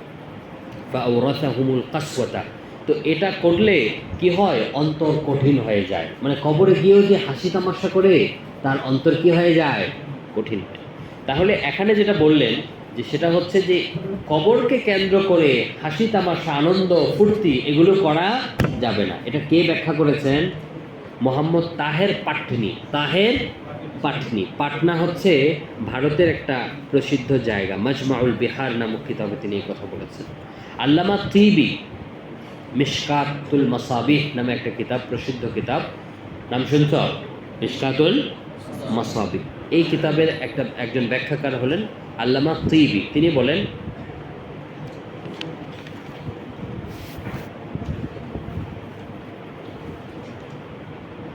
ওয়াকাযালিকা লা তাজআলুল কুবুরা কাল বুয়ুত, আচ্ছা, তোমরা কবরকে ঘর বাড়ির মতো বানায়ও না। মাহাল্লান লিল ইআতিয়াদি ওয়া লিহাওয়াইজিকুম ওয়া মাকানান লিল ইবাদাতি ওয়াস সালাতি, কবরকে ঘর বাড়ির মতো বানায় না। ঘর বাড়িতে কি করে মানুষ? প্রয়োজনে যায়, ঘোরাফেরা করে, অবস্থান করে, যেমনি খুশি সেমনি পড়ে থাকে, তাই না? হ্যাঁ, ঘরে মানুষ অনেক কাজ করে এবং ঘরে ইবাদত বন্দেগী করে। ওয়ামারজিআন লিসসুরুরি ওয়াজিনাতি কাল ঈদ, এবং তিবি রহমতুল্লাহ বলছেন কবরকে তোমরা আনন্দ এবং হচ্ছে যে জিনাত মানে সাজসজ্জার প্রকাশ স্থল তোমরা বানায় না, যে ওখানে গিয়ে তোমরা খুব সাজসজ্জা করো, আনন্দ করো, কাল ঈদের মতো। তাহলে কবরকে দুইটা জিনিস না বানাইতে বলছেন, একটা হচ্ছে ঘরের মতো বানানো যাবে না, আর একটা হচ্ছে ঈদের মতো বানানো যাবে না। কথা বুঝে আসছে না? আচ্ছা, তাহলে দুইজন ব্যাখ্যাকারের বক্তব্য আমরা এখানে কি পাইলাম। এখন তোমরা বলো যে নবীজি বলছেন লা তাজআলু কবরি ঈদা, তোমরা আমার কবরকে ঈদ বানায় না, আমার কবরে এই যে আনন্দ ফুর্তি উৎসব আয়োজন এগুলো করবে না। নবীজির কবর কত সম্মানিত কল্পনা করা যায়, হ্যাঁ, অনেক সম্মানিত। তো নবীজির কবরে যদি এরকম আয়োজন না করা যায়, তার মানে ওরস না করা যায়, তাহলে এই উম্মতের কারো কবরে ওরস করা যাবে? বোঝা গেল? আচ্ছা, এই কথাটা আরো স্পষ্ট করে হাদিসের আরেক ব্যাখ্যাকার আরো স্পষ্ট করে বলেছেন। কি বলেছে? কে এই ব্যাখ্যাকার? আল্লামা মুনাওয়ি। আল্লামা, ওনার একটা কিতাব আছে ফাতহুল কাদির। ওনার কিতাবের নাম কি? ফাতহুল কাদির। ফাতহুল কাদির না ফাইদুল কাদির, আমার একটু সন্দেহ হচ্ছে। বাকি এই কিতাবটা খুব সুন্দর, আমার অনেক পছন্দের। কোনো হাদিসের ব্যাখ্যার প্রয়োজন পড়লে আমি প্রথমে এই কিতাবে যাই। কেন যাই? কারণ এই কিতাবে তোমার পরিচিত, তোমার প্রয়োজনীয় বেশিরভাগ হাদিসের ব্যাখ্যা তুমি পাইয়া যাবা। কারণ এই কিতাবটা অনেক হাদিসকে ব্যাখ্যা করছে। হ্যাঁ, অনেক হাদিসকে, যে হাদিসের ব্যাখ্যা অনেক কিতাবে পাওয়া যায় না, এই ব্যাখ্যা এই কিতাবে পাওয়া যায়। তো এই কিতাবে আল্লামা মুনাবি, নামটা খেয়াল রাখতে হবে, আল্লামা মুনাবি, তিনি বলছেন ওয়ায়ুখাযু মিনহু, এই হাদিস থেকে বোঝা যায়, কি বোঝা যায়? আন্না ইজতিমাআল আম্মাতি ফি বাদি আদরিহাতিল আউলিয়াই ফি ইয়াউমিন আও শাহরিন মাখসুসিন ফিস সানাতি, একেবারে স্পষ্ট করে বলছেন। মুনাবির বাড়ি মিশরে, তো মিশরে এই ধরনের ওরস হয়। বুঝেছি? বলছেন আমরা যে শুধু বাংলাদেশে হবিগঞ্জে না, পুরো পৃথিবীর বিভিন্ন জায়গায় কি হয়? ওরস হয়। আল্লামা মুনাবি মিশরের মানুষ, ওনার দেশেও কি আছে? এই কাহিনী আছে। এই জন্য উনি এত স্পষ্ট করে বলছেন, যেন উনি আমাদের সমাজের কথাই বলতেছেন। কি বলতেছেন? আন্না শিমাল আম্মাতি, সাধারণ মানুষ যে একসাথে হয়, একত্রিত হয় কোথায়? তুই বাদে আদ্রেহাতিল আউলিয়া, ওলিদের কোনো কোনো মাজারে। আদ্রেহা মানে কি? দারিহনের জমা। আদ্রেহা মানে কবর। একটু বুজুর্গ বা ওলিয়া উলিয়া ওনাদের কবরদেরকে সাধারণত দারিহ বলে। কি বলে? দারিহ। তো কোনো কোনো বুজুর্গের কবরে মাজারে এই সাধারণ মানুষজন যে একত্রিত হয় কখন? ফি ইয়াউমিন আও শাহরিন মাখসুসিন মিনাস সানা, বছরের কোনো একটা দিনে অথবা বছরের কোনো একটা মাসে। এবং কি বলে? ওয়াকুলুনা হাযা মাউলিদুশ শাইখ, এটা হলো শাইখ মানে যিনি এখানে শায়িত আছেন, ওনার মৌলুদ মানে ওনার হয়তো জন্মবার্ষিকী, উনি জন্মবার্ষিকীর কথা বলছেন। আর আমাদের এই অঞ্চলে কি উদযাপিত হয়? মৃত্যুবার্ষিকী। ওনার অঞ্চলে আছে জন্মবার্ষিকী, আর আমাদের অঞ্চলে ওয়াকুলুনা ওয়াশরাবুনা। ইয়াকুলুনা ওয়াশরাবুনা অর্থ কি? তারা খায়, হ্যাঁ, পান করে। ওয়া রুব্বামা ইয়ারকুসুনা ফিহি, কখনো কখনো সেখানে ওই কবরের আশপাশে তারা নাচানাচিও করে। এই যে কাজ, এগুলো হাদিস থেকে কি বোঝা যায়? হাদিস থেকে বোঝা যায় মানহিউন আনহু শারআন, শরীয়তের দৃষ্টিতে এগুলো মানহি আনহু মানে নিষিদ্ধ। ওয়া আলা ওয়ালিয়্যিশ শারআ রাদউহুম আন আলা যালিকা ওয়া ইনকারুহুম আলাইহি ওয়া ইবতালুহু, যারা দায়িত্বশীল আছে, হ্যাঁ, শাসক আছে, সরকার আছে, বিচারক আছে, সুলতান আছে, এদের দায়িত্ব হলো এই সাধারণ মানুষগুলোকে এই কাজ থেকে কি করা? বিরত রাখা, তাদেরকে এই কাজগুলোর কারণে ইনকার করা, এই কথা বলা তোমাদের কাজটা ঠিক হচ্ছে না, এবং এই আয়োজনগুলো ভেঙে দেয়া। এটা কার দায়িত্ব? সরকারের, শাসকের, হ্যাঁ, প্রশাসকের, যার ক্ষমতা আছে। তোমার আমার, আমাদের কাছে ফোর্স নাই, শাসন নাই, ক্ষমতা নাই, তাহলে আমরা সর্বোচ্চ কী করতে পারবো? বলতে পারবো যে এটা করা যাবে না। আর কোনো জায়গায় যদি ক্ষমতা থাকে সেখানে আমরা বলবো না, এই কাজ করা যাবে না। তোমার ঘরের কেউ যদি এই ওরসে যাইতে চায়, হ্যাঁ, ছেলে, ভাতিজা, ঘরের বাচ্চা কাচ্চা, এরা যদি যাইতে চায় তাহলে এদেরকে বাধা দেওয়ার ক্ষমতা আছে না নাই? বাবা মায়ের ক্ষমতা আছে, তাহলে তারা বাধা দিবে। কিন্তু আরেক বাড়ির আরেক লোক, তাকে আমি বাধা দিলে সে বলবে আমার ব্যাপার, আমি কি করব না করব, তুমি কে? তো তাকে বেশি বেশি আমরা কি করব বা চেষ্টা করব বোঝানো, এর চেয়ে বেশি কিছু করলে ফিতনা হবে। তো তাহলে এই একটা হাদিস, এই হাদিসের ব্যাখ্যা কয়জন করলেন? তিনজন। কে কে? মোহাম্মদ তাহের পাটনি, কোন কিতাব? মাজমাউল বিহার। আর কে? আল্লামা তিবি, কাশেফ নামক কিতাব ওনার, মিশকাতের সরা। আরেকজন কে? আল্লামা মুনাবি, ফয়দুল কাদির ওনার কিতাবের নাম। তো এই সকল কিতাবে তারা বললেন যে এরকম কি করা যাবে না, ওরসে যাওয়া যাবে না, বা ওরস এটা শরীয়তে নিষিদ্ধ। এখন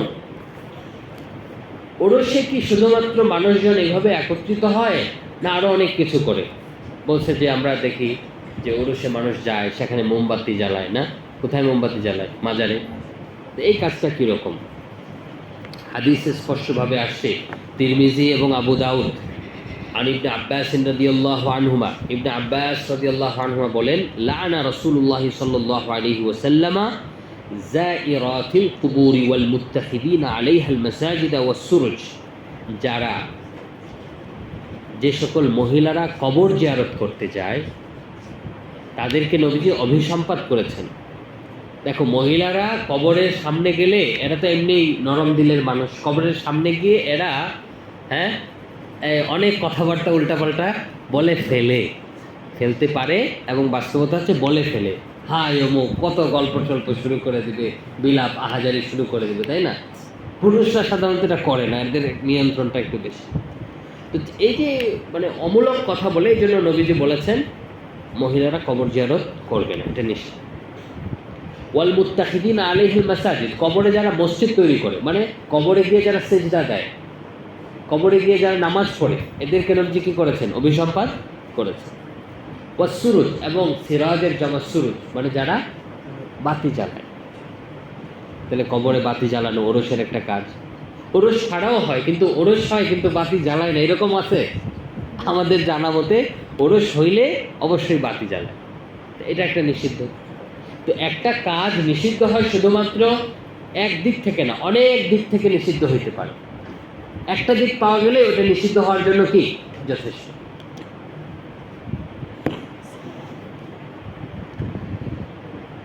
দুই নম্বর বিষয় হলো যে অনেকে দেখা যাবে যে কবরে গিয়ে কি করে, হ্যাঁ, চাদর টানায়, তাই না? অনেকে কবরে গিয়ে চাদর টানায়। তো এই কাজটা কতটুকু সঠিক?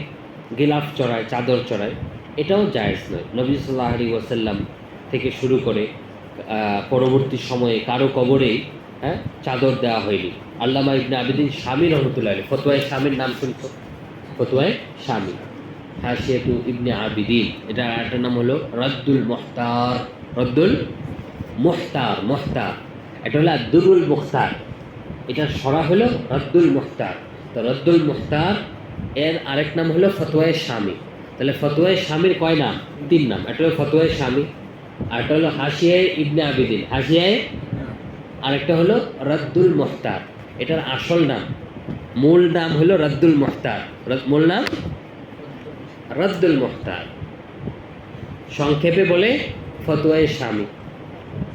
আবার কেউ কেউ আরেকটু পরিচয় দেওয়ার জন্য বলে হাশিয়ায়ে ইবনে আবিদিন, কারণ এটা আরেকটা কিতাবের কি হাশিয়া। তো হাশিয়া ইবনে আবিদিনে আছে, তিনি বলেন ওয়াফিল ইহকামি আনিল হুজ্জা, হুজ্জা নামক কিতাব থেকে ইহকাম নামক কিতাবে, তার মানে এই কথাটা 3টা কিতাবে আসছে। কয় কিতাবে? ইবনে আবিদিন শামী তো উল্লেখ করছেন ইহকাম নামক, হুজ্জা নামক কিতাবে। আর হুজ্জা বললে সাধারণত বোঝানো হয় কিতাবুল হুজ্জা আলা আহলি মদিনা, ইমাম মুহাম্মদ রহমতুল্লাহ আলাইহি, আবু হানিফার শিষ্য ইমাম মুহাম্মদ রহমতুল্লাহ আলাইহির একটা কিতাব হুজ্জা, কিতাবুল হুজ্জা। তো ওই কিতাবে আসছে তুকরাহুস সুতুর আলাল কুবুর, তুকরাহুস সুতুর আলাল কুবুর। সুতুর মানে কি? পর্দা, হ্যাঁ, গিলাফ মানে কাপড়, এটা কবরের উপর টানানো, এটা নিষিদ্ধ। হাশিয়া ইবনে আবিদিন এটা আছে। তো মোমবাতি জ্বালানো হয়, চাদর টানানো হয়, তারপরে অলি ও বুজুর্গদের নামে মান্যত করা হয়। মান্যত করা হয় কি হয় না? হ্যাঁ, করা হয়। যে আমার ছেলেটা যদি পরীক্ষায় পাশ করে তাহলে মাজারে আমি কি করব? মোমবাতি দিব, মাজারে একটা মোরগ রান্না করে শিরনি দিব, হ্যাঁ, তারপরে এই করব সেই করব, আমি যদি সুস্থ হয়ে যাই তাহলে একটা গরু খাওয়াবো, হ্যাঁ। এটা তো খুব বেশি একটা শিরনি টিরনি হয়তো আসে না, কিন্তু যেগুলো জমজমাট, হ্যাঁ, মানে অনেক বেশি আয়োজন হয় ওখানে, হ্যাঁ, এগুলোর মানে হাদ্দিসু আন যালিকা ওয়ালা হারাজ, বলতে থাকো, হ্যাঁ, বললেও শেষ হবে না, এত পরিমাণ আসতে থাকে, ঠিক আছে? এই জন্য এগুলো এত জমজমাট। তো অলি বুজুর্গদের নামে মান্যত করা, এটা বুঝো, মান্যত করা এটা একটা ইবাদত। মান্যত করা এটা কি? ইবাদত। আর ইবাদত এটা শুধুমাত্র কার জন্যে? আল্লাহর জন্য। এখন ইবাদত কি, এই জিনিসটা আমাদেরকে খুব ভালো করে বুঝতে হবে। আমার হাতে আছে হলো তাসাউফ তত্ত্ব ও বিশ্লেষণ, তাসাউফ তত্ত্ব ও বিশ্লেষণ। এটা 2টা কিতাব এখানে, একটা হচ্ছে মাহমুদ আশরাফ উসমানী আর এটা ছোট্ট, আর মাওলানা মোহাম্মদ আব্দুল মালিক দামাত বারাকাতুহু, এটা হলো বড়। তো আব্দুল মালিক দামাত বারাকাতুহু তিনি লিখেছেন যে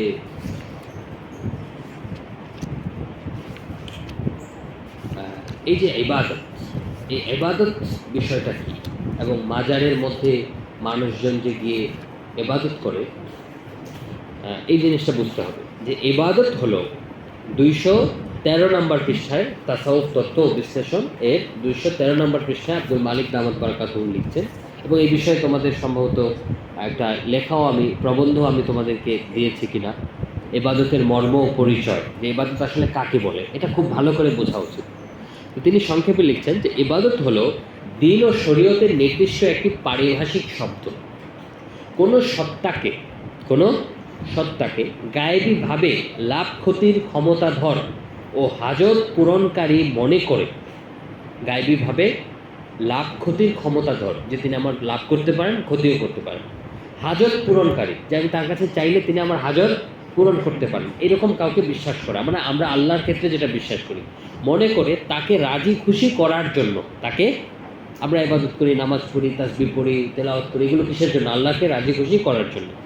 তাকে রাজি খুশি করার জন্যে, তার নৈকট্য অর্জন করার জন্যে শ্রদ্ধা ও ভক্তিমূলক শ্রদ্ধা ও ভক্তিমূলক আমরা দোয়া করি, আচ্ছা নামাজ পড়ি, রুকু করি, সিজদা করি, এগুলো সবগুলো কি করে, কি বোঝায়? ভক্তি বোঝায়, শ্রদ্ধা বোঝায়, ঠিক আছে? যে কোনো কাজ করা, শ্রদ্ধা ও ভক্তিমূলক যে কোনো কাজই করা হবে সেটাই দিনের পরিভাষায় ইবাদত। যেমন দোয়া করা, ডাকা, বিপদে ডাকা, আল্লাহ বিপদে পড়ছি বাঁচান, উদ্ধার করেন, এরকম ডাকা, জিকির করা, ওজিফা পাঠ করা, হ্যাঁ, সুবহানাল্লাহ, আলহামদুলিল্লাহ, লা ইলাহা, এইভাবে জিকির করা, তো ওজিফা পাঠ করা, সিজদা করা, তওয়াফ করা, নজর মান্নত করা, কুরবানি করা। কুরবানি আমরা কার জন্য করি? কুলিন্না সালাতি ওয়া নুসুকি অর্থাৎ কুরবানি, হ্যাঁ, আচ্ছা, কুরবানি করা ইত্যাদি। এবং ইবাদত একমাত্র আল্লাহ তাআলারই হক, অন্য কেউ ইবাদতের যোগ্য নয়। কাজেই কোনো গায়রুল্লাহর সাথে উপরোক্ত আচরণ করা সরাসরি শিরক বলে গণ্য হবে। তাহলে এই যে মাজারে মান্নত করে, ওরস হয় কিন্তু মান্নতের গরু উঠে না, হ্যাঁ, তারপর হচ্ছে যে ছাগল ওঠে না, হ্যাঁ, মান্নতের মুরগি, হাঁস এগুলো আসে না, এটা হয় না। যে এলাকার মানুষজন যত বেশি, হ্যাঁ, পয়সাওয়ালা, এরা তত বেশি কি করবে? বড় বড় গরু দিবে, হ্যাঁ, মহিষ দিবে, উট দিবে, নানান রকমের বিষয় আছে। তাহলে মাজারে মান্নত করা হয়, এটাও একটা ওরসের একটা অনুষঙ্গ। এবং এই মান্নতের জিনিসগুলো রান্না করা হয়, তবারক, হ্যাঁ, রান্না করা হয়। এবং অদ্ভুত হলো এরকম মশলাও আছে যে বলে যে তবারকের স্পেশাল মশলা ওটা প্রসিদ্ধ হয়ে গেছে যে তবারক রান্না করতে গেলে এইরকম কি করতে হবে? মশলা লাগবে, বিশেষ মশলা লাগবে। মানে যারা ব্যবসা করে এরা এই ধরনের বিজ্ঞাপনও দেয় আর কি। যাই হোক, তো আমরা যেটা বলতেছি যে তবারক কাকে বলে না বলে ওটা পরের বিষয়, হ্যাঁ, এটা আমরা এমনি বললাম। মূল কথায় আসো যে এই যে মাজারের উদ্দেশ্যে মান্নত করলো, এটা কি কাজ হলো? শিরকি কাজ হলো, তাই না? কারণ মান্নত একটা ইবাদত, এটা কার জন্য করতে হবে? আল্লাহর জন্য। এখন মাজারের জন্য মান্নত করলো, একটা গরু, একটা উট, একটা ছাগল, এটা জবাই করা হলো, ওটা কি খাওয়া যাবে? খাওয়া যাবে না। এটা বলছে যে নজরকৃত মান্যতকৃত খাদ্য বরকত মনে করে গ্রহণ করা, অথচ এটা হারাম, যাকে হালাল মনে করা কুফরি কাজ। মানে অন্য কারো নামে কোরবানি করছে, জবাই করছে, বা ওলি সন্তুষ্ট হবে এই জন্য, বুজুর্গ সন্তুষ্টি হবে, মাজারের সাহিত্য ব্যক্তি সন্তুষ্ট হবে এই জন্য কোরবানি করছে, এই জিনিসগুলো হারাম, অথচ এগুলো খাওয়া হয়। তো এই জিনিসটা যে মান্যত অন্য কারোর জন্য হতে পারে না, এটা স্বতঃসিদ্ধ একটা বিষয়, কিন্তু তারপরেও উরুসের মধ্যে এই জিনিসগুলো হয় না? হয় না? হয়। কবরে তওয়াফ করা, এটা এখানে হয়তো আমরা দেখি না, কিন্তু অনেক জায়গাতে দূর দূরান্তের, হ্যাঁ, আছে, জানা আছে কারো? তওয়াফ করা হয়, সেজদা করে, এটা অনেক জায়গাতে আছে, তওয়াফও করে। আচ্ছা, এটা আমি নিজ চোখে কখনো দেখি নাই, আমি আছে এটা জানি, বিশ্বাস করি। কারণ হলো ভারতে, পাকিস্তানে এরকম প্রান্তিক অঞ্চলে মূর্খতা এবং অজ্ঞতার কারণে মানুষ আরও ভয়াবহ কাজ টাজ করে, হ্যাঁ। তো এগুলো হচ্ছে কুসংস্কার, বিদআত, ভয়াবহ কুফরি কাজ। কারণ তওয়াফ করতে হবে কোথায়? শুধুমাত্র কাবা শরীফে। ওয়ালিয়াত্তাওয়াফু বিল বাইতিল আতিক, তারা যেন কাবা শরীফের কি করে? তওয়াফ করে। তাহলে তওয়াফ এটা শুধুমাত্র কাবা শরীফ, কবর এইসব সঠিক না। মুল্লা আলী কারি রহমতুল্লাহ বলছেন ওয়ালা ইয়াতুফু আই লা ইয়াদুর হাওলাল বুকআতি শরীফা, নবীজির কবরে গিয়েও তওয়াফ করা যাবে না, মুল্লা আলী কারি বলছেন। লিআন্না তাওয়াফা মিন মুখতাসাতিল কাবাতিল মুনিফা, কারণ তওয়াফ করা এটা শুধুমাত্র কাবার কি? পবিত্র কাবার খাস বিষয়, হ্যাঁ, এটার সাথে বিশেষায়িত বিষয়। ইয়াহরুমু হাওলা কুবুরিল আউলিয়া, এই তওয়াফ করা, ওলি যত বড় ওলি হন না কেন, তার কবর তওয়াফ করা কি? ইয়াহরুমু, হারাম। কে বলছেন? মুল্লা আলী কারি রহমতুল্লাহ। শুধু কি তিনি বলছেন? মানে তার কথাটা আমরা বললাম। এখন যদি 100 জনের কথা আমরা বলি, 100 যদি একই কথা বলছেন, এর তো ফায়দা নেই, হ্যাঁ। তারপর কবরে সিজদা করা, কবরের পাশে মুজাবির হয়ে অবস্থান করা, যে আমি সবসময় অমুক বুজুর্গের কবরে সবসময় থাকি, এরকমভাবে অবস্থান করা, নারী পুরুষের অবাধ মেলামেশা, এই ধরনের বিষয় আসে। কবর এই ওরস কেন্দ্রিক হয় কি হয় না? হয়। তো ওরস ফি নাফসিহি মৌলিকভাবে এটা নিষিদ্ধ, কারণ হচ্ছে নবীজি বলেছেন যে কবর কেন্দ্রিক এইরকম আনন্দ উদযাপন হই হুল্লোড়, হ্যাঁ, ঈদের মতো বানায় ফেলা এটা সম্পূর্ণ নিষিদ্ধ। কিন্তু এই নাজায়েজ বিষয়গুলো বিদআত যখন যুক্ত হবে তখন তো আরো বেশি নিষিদ্ধ হয়ে যাবে। এবার আমরা আমাদের বক্তব্য শেষ, যে আমরা ওরসকে কি মনে করি, নাজায়েজ নিষিদ্ধ বেদাত মনে করি, এটা নব আবিষ্কৃত বিষয়, নবীজি সাহাবী তাবে তাবে তাবে এদের কারো যুগে এই জিনিসটা ছিল না। বিপরীতে এর পক্ষেও তো মানুষজন আছেন, পক্ষে মানুষজন আছে, তারা কি বলেন? আমরা বলেছি যে জাল হক, আহমদিয়ার খান, হ্যাঁ, নাইমি আশরাফি ফাদিল জামিয়া নাইমিয়া মুরাদাবাদ, তো তিনি বলেন এই ওরস সম্পর্কে, হ্যাঁ তিনি বলেন জাল হকের 107 থেকে 115 নম্বর পৃষ্ঠায় তিনি যে আলোচনা করেছেন এর মূল কথা হলো দুইটা কথা বলেছেন। কোনো বুজুর্গ ব্যক্তির মাজারে দিন তারিখ নির্ধারণ করে, দিন তারিখ একত্রিত হয়ে কোরআন পাঠ করা, খাবার বন্টন করা বৈধ, এটা বেদাত নয়। দিন তারিখ নির্ধারণ করে বছরে অমুক দিনে আমরা দল বেঁধে কি করব, যাব, সেখানে কোরআন পাঠ করব, হ্যাঁ, খাবার খাবো, এই করবো, মানে এগুলো বৈধ। তিনি বলছেন এগুলো বৈধ। 2 নাম্বার, এটা একটা বিধান। 2 নাম্বার বিধান, আহমদিয়ার খান লিখছেন যে এমন ওরস যেখানে শরীয়ত নিষিদ্ধ কাজ হচ্ছে, কিরকম, যেমন বেপর্দা নারীদের আনাগোনা, মেলামেশা, নাচ গান হচ্ছে, সেই ওরসেও অংশগ্রহণ করে কোরআন তেলাওয়াত করা, খাবার বিলিয়ে দেয়া, এই কাজগুলো বৈধ। দলিল, হারাম জিনিস নিশ্চিত হওয়ার কারণে কবর জিয়ারত নিষিদ্ধ হয়ে যায় না। তাহলে আহমদিয়ার খান বললেন কি, যে একটা তো হলো আমরা যেটাকে বলছি যে ওরসের মধ্যে কোনো শুধু ওরসটা আছে, এর মধ্যে অন্যান্য নাচ গান এগুলো নাই, তা আমরা বলছি এটাও বেদাত, এটাও করা যাবে না, না, এটা আমরা বলছি। কারণ দিন তারিখ নির্দিষ্ট করলাম যে এটাতে সমস্যা, কেন সমস্যা আমি আসতেছি। দ্বিতীয় যেটা হচ্ছে যে ওরস যেখানে নিজেই বৈধ না, বেদাত, সেখানে যদি নাচ গান হয় তাহলে তো এটা অবশ্যই অবৈধ হবে। তিনি বলছেন যে না না না, ওইটাও বৈধ। কেন? কারণ কবর জিয়ারত এটা তো মুস্তাহাব আমল, এটা ভালো আমল। তো আরেকজন খারাপ কাজ করতেছে, এটা নাজায়েজ হবে কেন? বুঝে আসছে না কথা? আমি আমার ভালো কাজ করতেছি, আমি কোরআন তেলাওয়াত করতেছি, করে চলে আসতেছি, সমস্যা কি? এটা একটা ধোঁকাবাজি, বা বললো যে এটা একটা ধোঁকামূলক কথা, হ্যাঁ, এটা ব্যবহার করলে অনেক সমস্যা হয়। কি সমস্যা হয়? তার আগে আমরা, আহমদিয়ার খান হচ্ছেন যে বেরলভি বা রেজবিদের একজন বড় আলিম, কিন্তু এর বেরলভি মাযহাব বা রেজা খানি যে মতবাদ, এর প্রতিষ্ঠাতাকে আহমদ রেজা খান বেরেলি, বা বেরেলভি আহমদ রেজা খান। তো তিনি এক প্রশ্নের উত্তরে বলেছেন, খেয়াল করো, জুমা রাতে মানে বৃহস্পতিবার রাতে ফাতেহা পড়া জায়েজ, ঠিক একইভাবে ওরসও জায়েজ, যদি মুনকারাতে শারঈয়া মানে শরীয়ত নিষিদ্ধ কার্যকলাপ যেমন বাসি ইত্যাদি থেকে মুক্ত হয়। তাহলে দুইজনের বক্তব্য কি হয়ে গেল? সাংঘর্ষিক হয়ে গেল। আহমদিয়ার খান বললেন নাচ গান হইলেও ওরসে যাইতে পারবে, সে নাচ গান করবে না, কিন্তু ওরসে যাবে, মুস্তাহাব কাজ, ভালো কাজ, বৈধ কাজ। কিন্তু আহমদ রেজা খান, যিনি বেরলভীদের প্রধান মুরব্বী, আলা হজরত, হ্যাঁ, সম্মান দিয়ে কথা বলতে হবে কিন্তু, হ্যাঁ, তাইলে প্রতিপক্ষ তোমার কথা শুনবে। তুমি যদি সম্মান মানে হচ্ছে যে তার যে স্বাভাবিক যে লকব আছে, হ্যাঁ, সাহেব বলবা, আহমদ রেজা খান, হ্যাঁ হ্যাঁ, 2-1টা গালি দিয়ে দিলে তোমার কোনো ফায়দা নাই, মানুষ তোমার কথাই শুনবে না। বলেছেন বলতে হবে আমাদের, ঠিক আছে? আহমদ, খেয়াল করছেন, আমরা বলতেছি আহমদ ইয়ার খান সাহেব বলেছেন, লিখেছেন, সম্মান করে বলতে হবে। তাহলে ওই ব্যক্তিরা তোমার কথা অন্তত পক্ষে শুনবে, মানবে কি মানবে না সেটা পরে।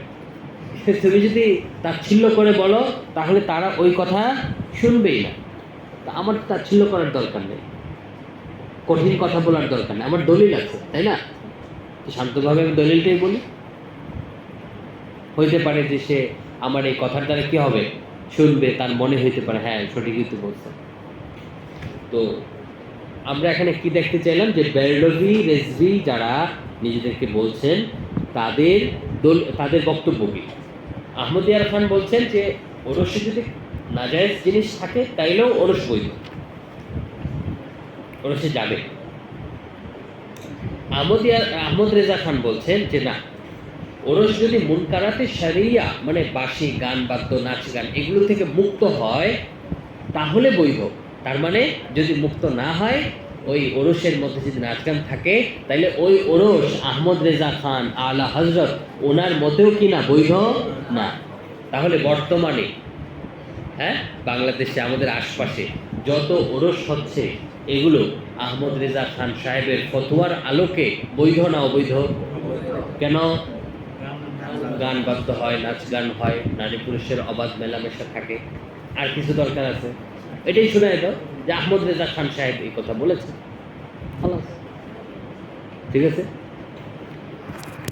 তো এই হচ্ছে ওনাদের বক্তব্য। তো এই যে আহমদ ইয়ার খান সাহেব খুব শক্তভাবে বললেন যে ওরসের মধ্যে মানে শরীয়ত নিষিদ্ধ জিনিস থাকুক বা না থাকুক সর্ব অবস্থায় বৈধ। একটা দলিল দেন হাদিস দিয়ে। আমরা বলেছি যে ওই হাদিস দিলেই হবে না, হাদিস এর পক্ষে এখান থেকে বোঝা যায় কিছু, আপনারা যে দাবি করছেন সেটা বোঝা যায়, এটা প্রমাণ করতে হবে। হ্যাঁ, তো ওনারা দলিল দেন নবীজি সম্পর্কে আছে।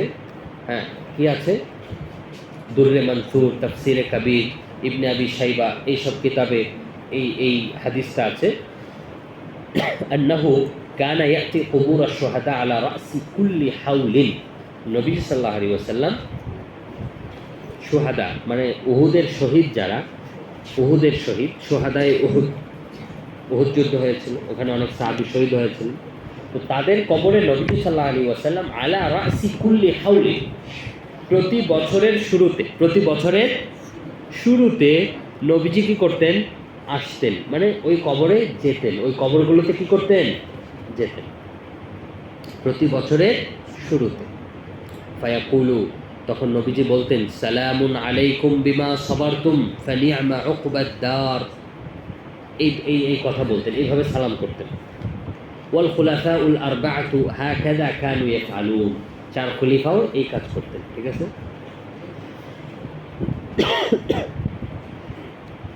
তো এই হাদিসের সনদ নিয়ে কথা আছে যে এই যে বলা হলো যে প্রতি বছরের শুরুতে আলা রাসি কুল্লি হাউলিন, প্রতি বছরের শুরুতে নবীজি এই কাজ করতেন। অন্যান্য হাদিস থেকে জানা যায় যে নবীজি প্রায় কি করতেন?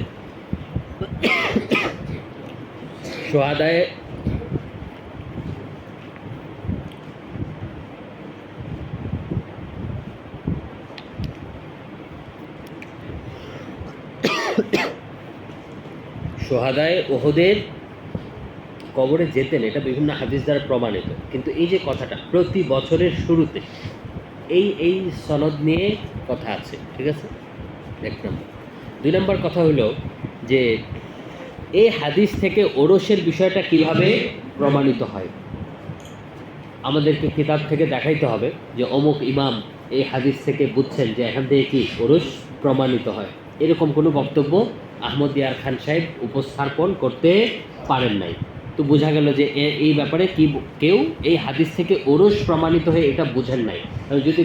যদি বুঝতেন, লিখতেন, তাহলে আহমদ ইয়ার খান সাহেব কী করতেন? এটা উল্লেখ করতেন, কারণ উনি ওইভাবেই কিতাবটা সাজাইছেন, একটা কিছুও ছাড়েন নাই। হ্যাঁ, অনেক হাস্যকর কথাবার্তা পর্যন্ত সামান্য সম্পর্কের কারণে উল্লেখ করছেন যে এটাও আমাদের পক্ষে দলিল। এক একটা মাসালায় নিজেদের পক্ষে 70টা করে দলিল উল্লেখ করছে।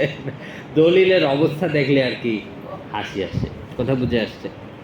তো আহমদ ইয়ার খান সাহেব কোনো দলিল মানে এই হাদিস থেকে এই জিনিসটা ওরস প্রমাণ করেছেন, বুঝেছেন, এইরকম কোনো দলিল দিতে পারেন না। বিপরীতে আমরা বলবো এই হাদিস থেকে ওরস প্রমাণিত হয় না। দলিল ফতোয়ায়ে শামে আমাদের মাকতাবায় আছে, ফতোয়ায়ে শামিতে ইবনে আবিদিন রহমতুল্লাহ আলাইহি বাবু জিয়ারাতিল কুবুরে এই হাদিসটা উল্লেখ করেছেন, ঠিক আছে? ফতোয়ায়ে শামিতে বাবু জিয়ারাতিল কুবুরে এই হাদিসটি উল্লেখ করেছেন, করে তিনি বলছেন যে এই হাদিস থেকে কি বোঝা যায়। তিনি বলেন উস্তুফিদা মিনহু, এই হাদিস থেকে বোঝা গেল, কি বোঝা গেল? নুদবু জিয়ারতি, কবর জিয়ারত করা মুস্তাহাব। কি বোঝা গেল?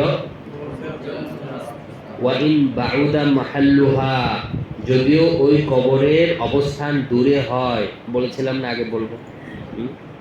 তাহলে কবর দূরে থাকলেও সেই কবর জিয়ারতের উদ্দেশ্যে যাওয়া যায়, মুস্তাহাব। ওয়াহাল তুন্দাবুর রিহলাতু লাহা কামা আতিদা মিনার রিহলাতি ইলা জিয়ারাতি খালিলির রহমান ওয়া আহলিহি ওয়া আওলাদিহি ওয়া জিয়ারাতি সাইয়্যিদ আল-বাদাবি ওয়া গায়রিহি মিনাল আকাবিরিল কিরাম লাম আরা মান সাররাহা বিহি মিন আইম্মাতিনা ومنع منه بعض أئمة الشافعية إلا لزيارة النبي صلى الله عليه وسلم قياسا على منع الرحلة لغير المساجد الثلاثة ورده الغزالي بوضوح الفرق. এখানে যে কথা বলছেন এর সংক্ষিপ্ত কথা হলো যে এই হাদিস থেকে বোঝা যায় যে কবর যদি দূরেও থাকে তাহলেও সেটা জিয়ারত করার উদ্দেশ্যে যাওয়া বা জিয়ারত করাটা মুস্তাহাব। তো জিয়ারত করা যদি মুস্তাহাব হয় তাহলে তো ওখানে যাইতে হবে নাকি? দূরে থাইকা তো আর কবর জিয়ারত হয় না, কবরের কাছে যাইতে হয়। বুঝে আসছে? তো এখানে কিছু ইখতিলাফ আছে। শাফিঈদের কোনো ইমাম বলেছেন যে না, এইভাবে দূরে থাকা কবরের উদ্দেশ্যে যাওয়া যায় না, বরং কাছের কবরগুলো জিয়ারত করতে হবে।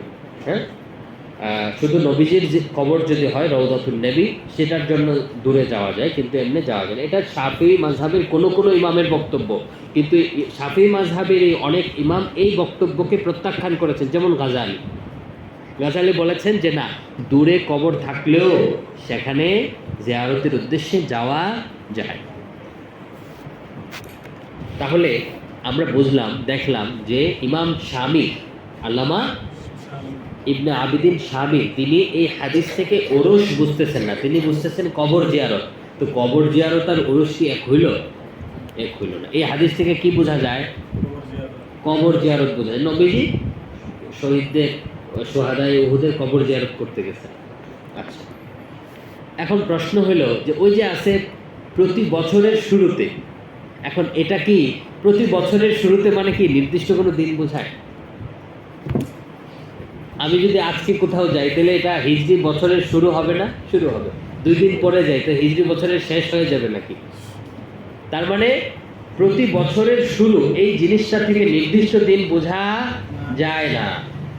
যদি বলা হয়তো প্রতি বছরের শুরুতে শুক্রবারে, শনিবারে, রবিবারে এরকম দিন নির্দিষ্ট করে দেওয়া হয়তো, তাইলে বোঝা যাইতো যে নির্দিষ্ট দিন। তো ওরস তো হয় নির্দিষ্ট দিনে না প্রতি বছরের শুরুতে? হ্যাঁ, তারিখ থাকে না, নির্দিষ্ট তারিখ থাকে। তো এই হাদিসে তো তারিখের কথা, দিনের কথা বলা হয় না, এখানে বলছে বছরের শুরুতে। তো বছরের শুরুতে 1-2 মাসের মধ্যে হলেও তো বছরের শুরু হয়, তাই না? মুহররম, সফর, রবিউল আউয়াল কি বছরের শেষ না শুরু? তাহলে এই হাদিস থেকে কি দিনের নির্দিষ্ট দিন নির্ধারণ করার বিষয় প্রমাণিত হয় না। এই বিষয়টা খুব সুন্দর করে বলেছেন আল জুন্নাহ লি আহলি সুন্নাহ, এই কিতাবের লেখক আব্দুল গনি, মুফতি আব্দুল গনি। অনেক প্রাচীন একটা কিতাব, 100 বছর আগের লেখা। এটা পাওয়া যায় না, এই যে দেখো কি অবস্থা।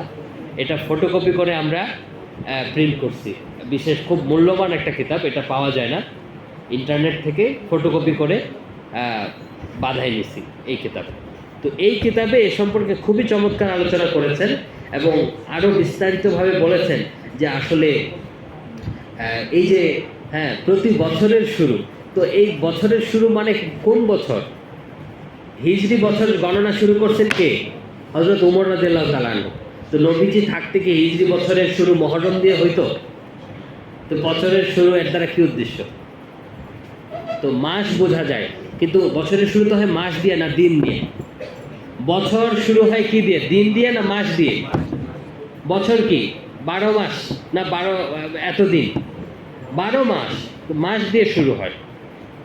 যা হোক, তারপরে এই যে হাদিসে বলা হয়েছে যে নবীজি যাইতেন, তো এখানে এই যে মেলা হয়, উরুস হয়, এখানে হাজার হাজার লাখ লাখ মানুষ, হ্যাঁ, ইন্টারনেটের তথ্য বলে যে এই যে ইয়ের মাজারে, হ্যাঁ, চিশতি মঈনুদ্দিন, খাজা মঈনুদ্দিন চিশতি রহমতুল্লাহ আলাইহির মাজারে অনেক মানুষ, কত মানুষ, 4 লাখ মানুষ ওরসে একত্রিত হয়। তো হাদিসে কি এত সংখ্যক মানুষের কথা আছে? 2-3 জন হয়তো, অথবা 4-5 জন, মানে অল্প সংখ্যক মানুষ যেতেন। সব সাহাবীকে নিয়ে, হ্যাঁ, নবীজি আড়ম্বরপূর্ণভাবে যাচ্ছেন, এটা তো এই হাদিস থেকে প্রমাণিত হচ্ছে না। হাদিসের শব্দ কি বলে? কানা ইয়াতি, নবীজি যেতেন, একজনের কথা আছে। আর ধরে নিলাম নবীজি যেখানে যাচ্ছেন আশপাশে অনেক কয়েকজন সাহাবী তো থাকবেনই, তাই না? তো এখান থেকে উরুসের বিষয়টা কোনো অবস্থাতেই প্রমাণিত হয় না। তো যাই হোক, উরুস সম্পর্কে আমাদের আরও কিছু কথাবার্তা আছে, কিন্তু মূল কথা হয়ে গেছে। আমরা দেখলাম যে উরুসের ব্যাপারে পরিচয় কী, এর সূচনা কী, ইতিহাসটা কী, প্রসিদ্ধ কিছু ওরস, ওরসের হুকুম কী, ওরস নিষিদ্ধ হওয়ার দলিল কী, ওরসের ব্যাপারে রেজবি বা রেজাখানি তাদের বক্তব্য কী। দেখলাম 2 ধরনের বক্তব্য আছে, তারাও কি না একমত না। একজন বলছেন যে জায়েজ হবে, আরেকজন বলছেন জায়েজ হবে না। তো তাদের দলিল দেখলাম, তাদের যে দলিল পেশ করছেন ওই দলিলের সাথে দাবি মিলে না। শুধু দলিল পেশ করলে কি হবে না? হবে না। এখানে আরও কিছু বিষয় আছে, যাই হোক আমি সর্বশেষ একটা বিষয় বলে শেষ করছি। তা হলো আমাদের এখানে সতর্কতার জায়গা আছে। তুমি এখন ওরস সম্পর্কে বিস্তারিত জানলা এবং বুঝলা যে আসলে ওরস বলতে শরীয়তে এটা খুবই প্রত্যাখ্যাত একটা জিনিস, এটা সঠিক সওয়াবের কাজ না। কিন্তু অনেক মানুষ আছে বছরের পর বছর ধরে তারা ওরস পালন করতেছে, হ্যাঁ, বাপ দাদার আমল থেকে দেখে আসতেছে। তো তাদেরকে হুট করে এই বিধান শোনায় দিলা ওরস বেদাত, বাস বাদ দিয়ে দাও, মানুষ এটা মানবে না। তো এই জন্য তাদেরকে বোঝানোর জন্য আমাদেরকে অনেক বেশি কৌশল অবলম্বন করতে হবে। তাদেরকে হুট করে এইভাবে বলে দিলাম আর তারা মেনে ফেলবে, বিষয়টা এরকম না। নবীজি সাল্লাল্লাহু আলাইহি ওয়াসাল্লামের কথা চিন্তা করো, তারা শিরিক করতেছে, স্পষ্ট মূর্তি পূজা করতেছে, নবীজি তাদের জন্য কত দরদ নিয়ে, হ্যাঁ, দাওয়াত দিতেন না? আমরা কি সেই দরদটা লালন করি? না, এরা বেদাতি, এরা, হ্যাঁ, ওরস করে, এই করে, সেই করে বলে একটা ঘৃণা, একটা তাচ্ছিল্যের চোখে আমরা তাকাই, অথবা একটা কেমন বিদ্বেষ পোষণ করি। তো একটা তো হলো বেদাতের প্রতি বিদ্বেষ, কিন্তু এই বেদাতি মানুষগুলোর তোকে তো ভালো করতে হবে। এই জন্য আমাদের কি দরকার? দরদ দরকার, ভদ্রতা দরকার, এদের প্রতি কল্যাণকামিতা দরকার। যে আমার ইচ্ছা হলো সে এর উপর না মারা যাক, বরং সে সহি পথে চলে আসুক। এই দরদ, এই ইচ্ছা, এই কল্যাণকামিতাটা দরকার, 1 নম্বর কথা। 2 নম্বর কথা, যে এই যে খবরের ব্যাপারে আমরা মাজার বা ওরস, দেখো শাহজালাল রহমতুল্লাহ বা শাহ কোরআন রহমতুল্লাহ, ওনারাই কিন্তু মূলত এই দেশে, আমাদের এই অঞ্চলে ইসলামকে নিয়ে এসেছেন। ওনাদের বদৌলতে আমরা ইসলাম পেয়েছি। তো ওনারা মুত্তাকি, পরহেজগার, ওলি আল্লাহ ছিলেন, ভালো ছিলেন। কিন্তু ওনারা মারা যাওয়ার পরে কিছু মানুষ, স্বার্থান্বেষী কিছু মানুষ, হ্যাঁ, নাচ গান তো ফাসেক মানুষ যারা, এদের ভালোই লাগে। আবার যারা খাদেম খুদ্দাম আছে এরা তো টাকা পয়সা পায়। এই সব নানান কারণে, এখানে ধর্মীয় বিষয় খুব একটা বড় না, এটা হচ্ছে মনের আনন্দ। যেখানে নাচ গান আছে ওখানে কি আছে? মানুষের জমায়েত আছে। তো আমাদেরকে বুঝতে হবে যে এই যে ওরসের মধ্যে যা কিছু হয় এগুলোর সাথে কবরে শায়িত যে বুজুর্গ ব্যক্তিরা আছে তাদের কোনো সম্পর্ক নাই। এরকম মনোভাব পোষণ করা যাবে না যে শাহজালাল রহমতুল্লাহের মাজারে ওরস হয়, হ্যাঁ, তাহলে তিনি কি রকমের বুজুর্গ হইলেন? হ্যাঁ, দুই জিনিস। তারা তো মারা গেছেন, যখন যতদিন ছিলেন খুব আল্লাহওয়ালা বুজুর্গ ছিলেন, বেদাতের প্রতি কঠোর ছিলেন, কিন্তু পরবর্তী নালায়েক মানুষজন তাদেরকে নিয়ে ব্যবসা শুরু করে দিছে। তো এর দুষ্ট তাদের উপর বর্তাবে না। এই জন্য বুজুর্গদের প্রতি শ্রদ্ধাশীল হওয়া, তাদের সম্মান বজায় রাখা, কথাবার্তায়, উচ্চারণে, আচরণে এটা প্রকাশ করা, এবং কোনো অবস্থাতে যেন তোমার কথা থেকে তাদের প্রতি তাচ্ছিল্য প্রকাশ, নাউযুবিল্লাহ, এটা না হয়। কারণ এক তো হলো এটা তোমার বরবাদ করে দিতে পারে, কারণ তারা অনেক বুজুর্গ, অনেক উঁচু স্তরের বুজুর্গ। আর দ্বিতীয় হচ্ছে শত্রু, যারা তোমার প্রতিপক্ষ আছে, তারা তোমাকে বলবে এই যে দেখো ওলিয়া ওলিয়াদের কি করে না, সম্মান করে না। এই জন্য তাদের নাম, তাদের ব্যাপারে কথা বলতে হবে খুব ভক্তি শ্রদ্ধা নিয়ে, এবং স্পষ্ট করে দিতে হবে যে তুমি মাজারের ওরস যেটা হয় সেটার বিপক্ষে, গান বাজনার বিপক্ষে, নজর মান্যত করার বিপক্ষে, সেজদা দেওয়ার বিপক্ষে, নট কার বিপক্ষে?